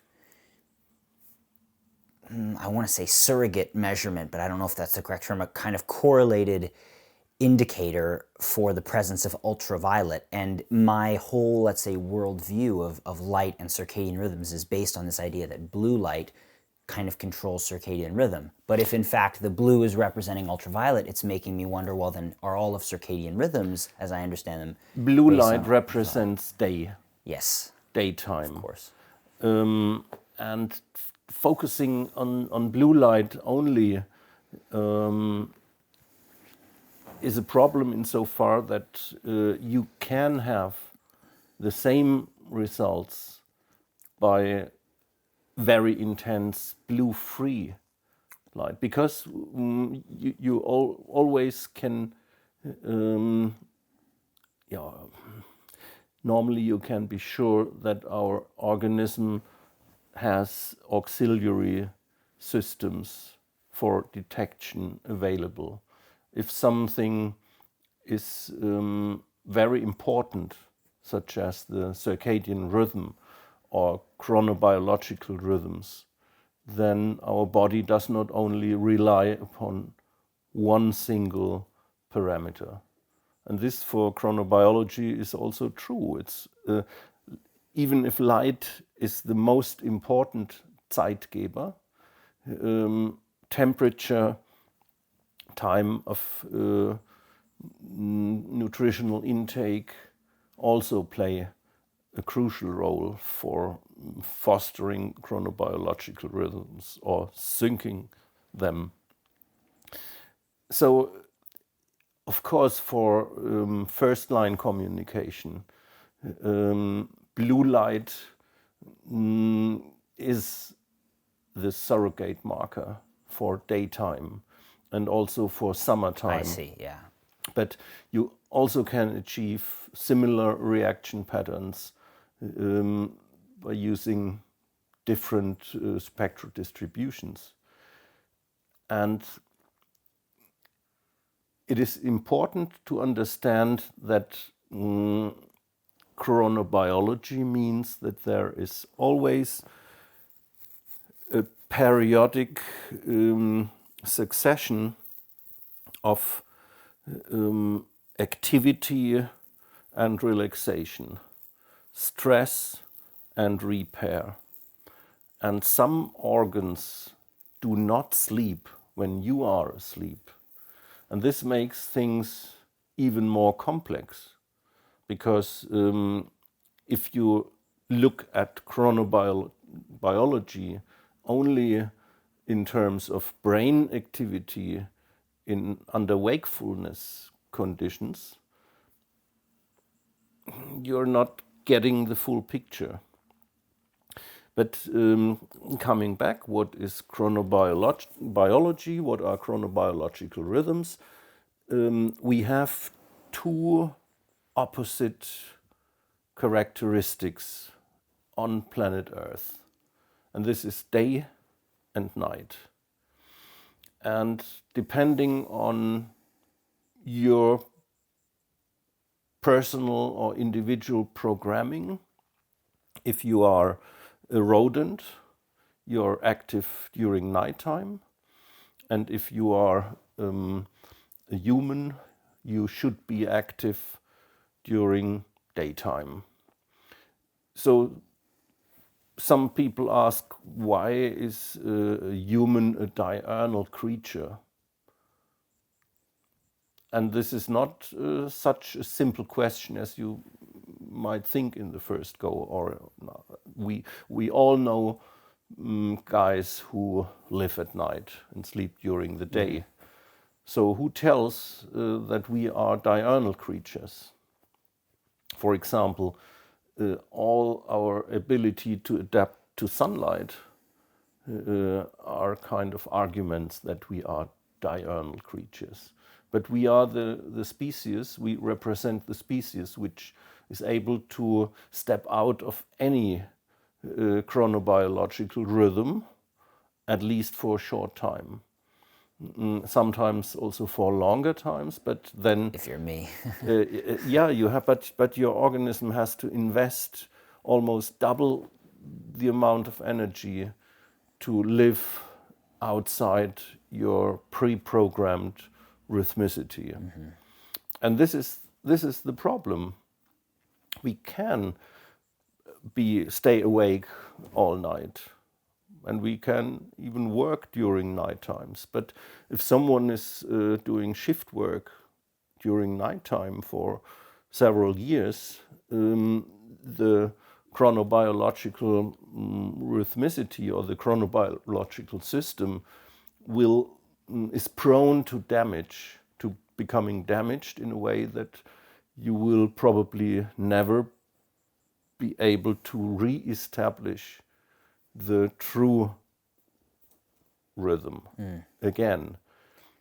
So yes, we can live and be active during nighttime, but for example, regeneration during daytime requires completely different measures for several organs. So it will not be as effective if you try to regenerate during the daytime compared to regeneration during normal nighttime sleep phases. And is this because of changes in the Earth's magnetic field that occur at night compared to daytime, or just the presence of sunlight simply disrupting? The presence of sunlight, but you could argue just shut the shades Yes. and make it completely pitch dark. But you would return to your house, for example, with almost completely blinded glasses, because even short time influence of daylight will disrupt your Disrupted chronobiology. would disrupt your disrupted chronobiology. Yes. Yeah. So you can try, but you may not succeed. Yeah, it's much more difficult. I see. So yeah, this is the This does, I don't want to take us off the track, but this does lead us to the concept of artificial light disrupting regular chronobiology and how that can happen. But let's first continue in the definition of chronobiology. so chronobiology more or less deals with preparedness. And if you want to get up after having been laying in the bed, what happens during nighttime with your body temperature? It drops. Why? Reduced metabolic activity, And where does this come from? reduced mitochondrial activity specifically, And how do you reduce mitochondrial activity? melatonin. Tina Karu, for example, did experiments. She added melatonin to the cells she was experimenting with. And it's like switching down one gear or two. So there is melatonin causes a limitation in mitochondrial activity, which gives the cell the chance to build up metabolical the stores, the metabolical energy stores, and being prepared for the next activity phase. So if a mitochondrium constantly is running on the highest rotation per minute, it will drain your stores of energy, glucose, Yeah. in fact. So lowering mitochondrial activity during nighttime means a good preparation for the next activity phase on one hand. On the other hand, the residual energy which is produced by mitochondria is not consumed up by muscles, because you're not muscular active when you lay in your bed while sleeping. So this energy level, which is still maintained, which has to be maintained anyhow, is available for the immune system, for the immune active cells which do tissue repair during nighttime. And melatonin reduces also the effect of stress hormones, of cortisol, and so on. And cortisol is reducing the immune cell activity. If you lower cortisol levels, you enable the immune system to become active. And vice versa. If you have to get up in the morning, preparedness means that it's a good idea to increase the stress hormones, to increase the adrenaline and noradrenaline levels in order to provide circular stability to get up, in order to provide more glucose in the bloodstream via glucocorticoid hormone increase, cortisol, and so on. So if your system is already prepared for getting up in the morning, you are instantly able to perform. And if you would get up and the metabolic system and the hormone system and the vegetative system would kind of start being active or enabling these activities in the moment you decide to get up, it would be too late. you wouldn't be able to perform immediately. And if you get up in the morning and you feel you are not able to immediately perform, this could be a sign that your vegetative system is in a way out of sync. Yes, this is very interesting. This is a very good concept. So then, if I may restate my original question or hypothesis, given this information, I would say blue light is for a reason, it's a surrogate marker in a sense of it affects the circadian rhythm, but it doesn't just represent the oncoming ultraviolet light that is typically associated with the presence of blue light in nature, or they're present together. Blue light is more generally a representative or a representation of daylight, period, in general. So blue light represents both ultraviolet light, but it also represents daylight, and that represents in a sense, the need for a chronobiology and the need to activate that system. And so activate or deactivate, depending on the creature you are looking at. And what came to my mind, sorry to interrupt you here, is Niels Rüberg-Finsen, who was awarded the Nobel Prize, I think, in 1903. 3 or 4, yeah, one of the two. I think 1904 he might have died, but yes, 1903 or 4. Anyhow, Niels Rüberg-Finsen, it's interesting to dive into the research he did in his days. And he found out that earthworms show a pattern when you shine blue light on earthworms. They try to hide from it because they are not benefiting from being exposed to daylight. So they try to hide themselves from daylight by, for example, going down into the ground. And they show no protective reaction if you're shining red light onto them. So red light encodes darkness and night, and blue light encodes daytime and daylight. So the natural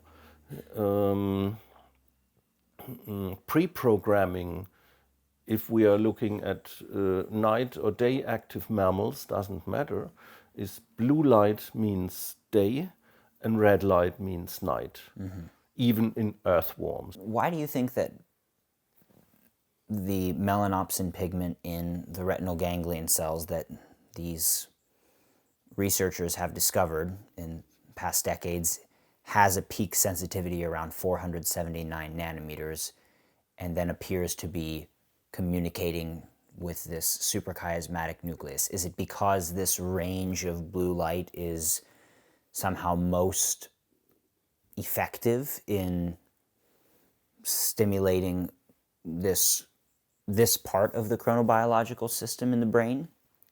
Like, why do these cells specifically absorb these wavelengths, and why is there so much, I guess, focus on this particular subject in the chronobiological research? There's evidence, is there not, that the melanopsin cells in the eye specifically they have a peak absorption of 479 nanometers approximately, in this range, in a range between 470 and 490, for example, approximately. 460 to 480 or 490. For example, it's not just one specific wavelength, but there's a sort of a general absorption curve around this range. And as you mentioned, other wavelengths, of course, can influence the system as well. But then the idea is that these wavelengths can activate this system, and this system, this non-visual system, is communicating with the suprachiasmatic nucleus.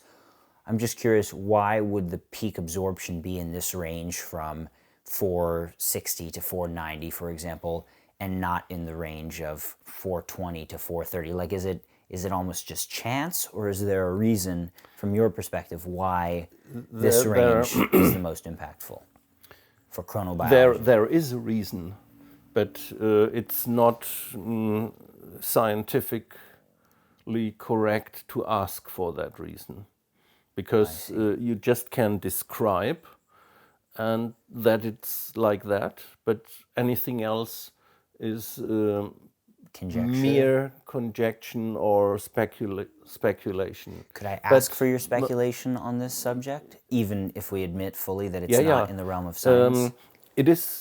It is a part of HEVL, but it's the upmost or the longest wavelength part in the HEVL spectrum.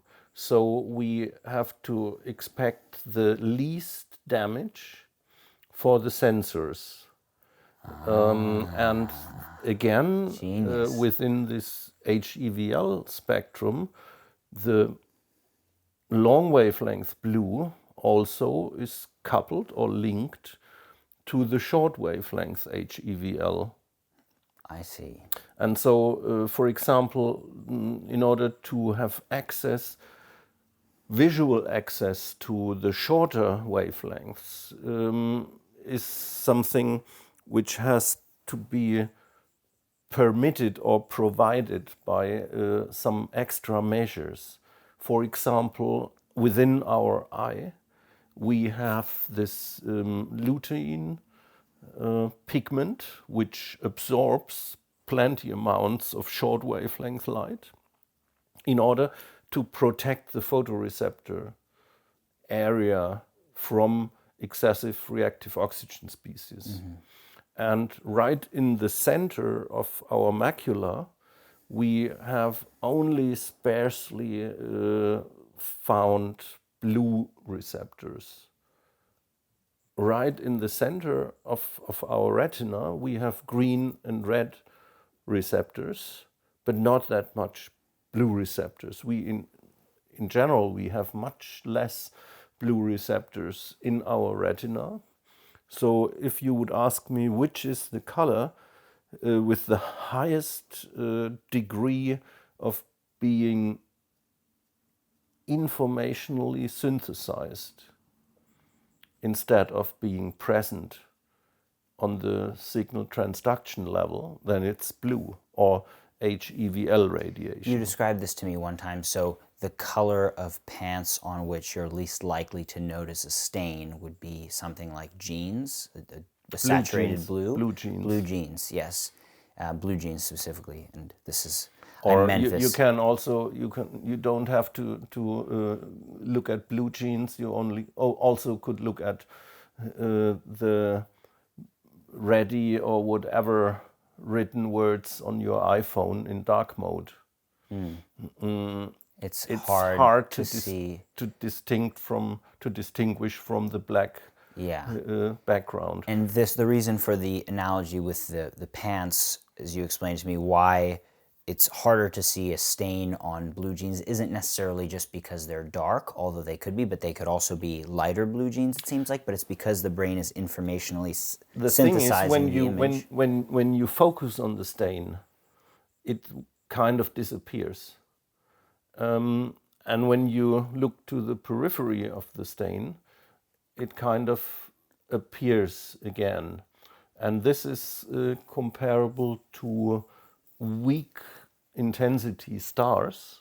When you're during nighttime are stargazing, then you have the idea there could be a very weak star, and once you look at it, it disappears. Because right in the center of your retina, in your focus center, you only have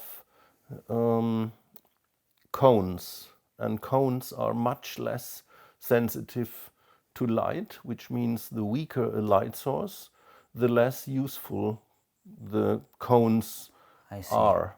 So in the rods are very sensitive to light, and in the peripheral view, the rod signals there is a star, and once you focus the star, you try to fully see or evaluate the signal with to the get more cones, and detail. for that reason it disappears because the star is not bright enough. But in the case of the stain on the pants, it has to do more with this image forming act that the brain does to attempt to. Why exactly in the case of the Because stain? you have only, let's see, 3 blue receptors, but 1,000 green and red receptors. So it's not quite the right same in the center of the. Yeah, so it's just, I just want to clarify, it's not quite the same exact mechanism as the reason why a star goes kind of goes away. No. It's a different mechanism, No, but it's no, an analogy. it is. It's the same mechanism. It's The it's just in parallel. one case, it's the mechanism that you don't have in Exactly, that it's a you lack of don't have rods. in the focus area of the retina. You have not enough rods, so you have no rods, and in the focus area you have much less blue. So it's a receptors. separate cell, but it's very One related. is the comparison between blue and other colors, and the other is the comparison between rods and cones. This is fascinating. I mean, this is fascinating. I don't think anybody listening to this, except maybe a very well-studied researcher in the field of vision or somebody fascinated by vision, would have heard this before. I surely haven't. So this is very interesting for me. I appreciate you elaborating this. I think this is a great place to pause. It's a fascinating. Yes.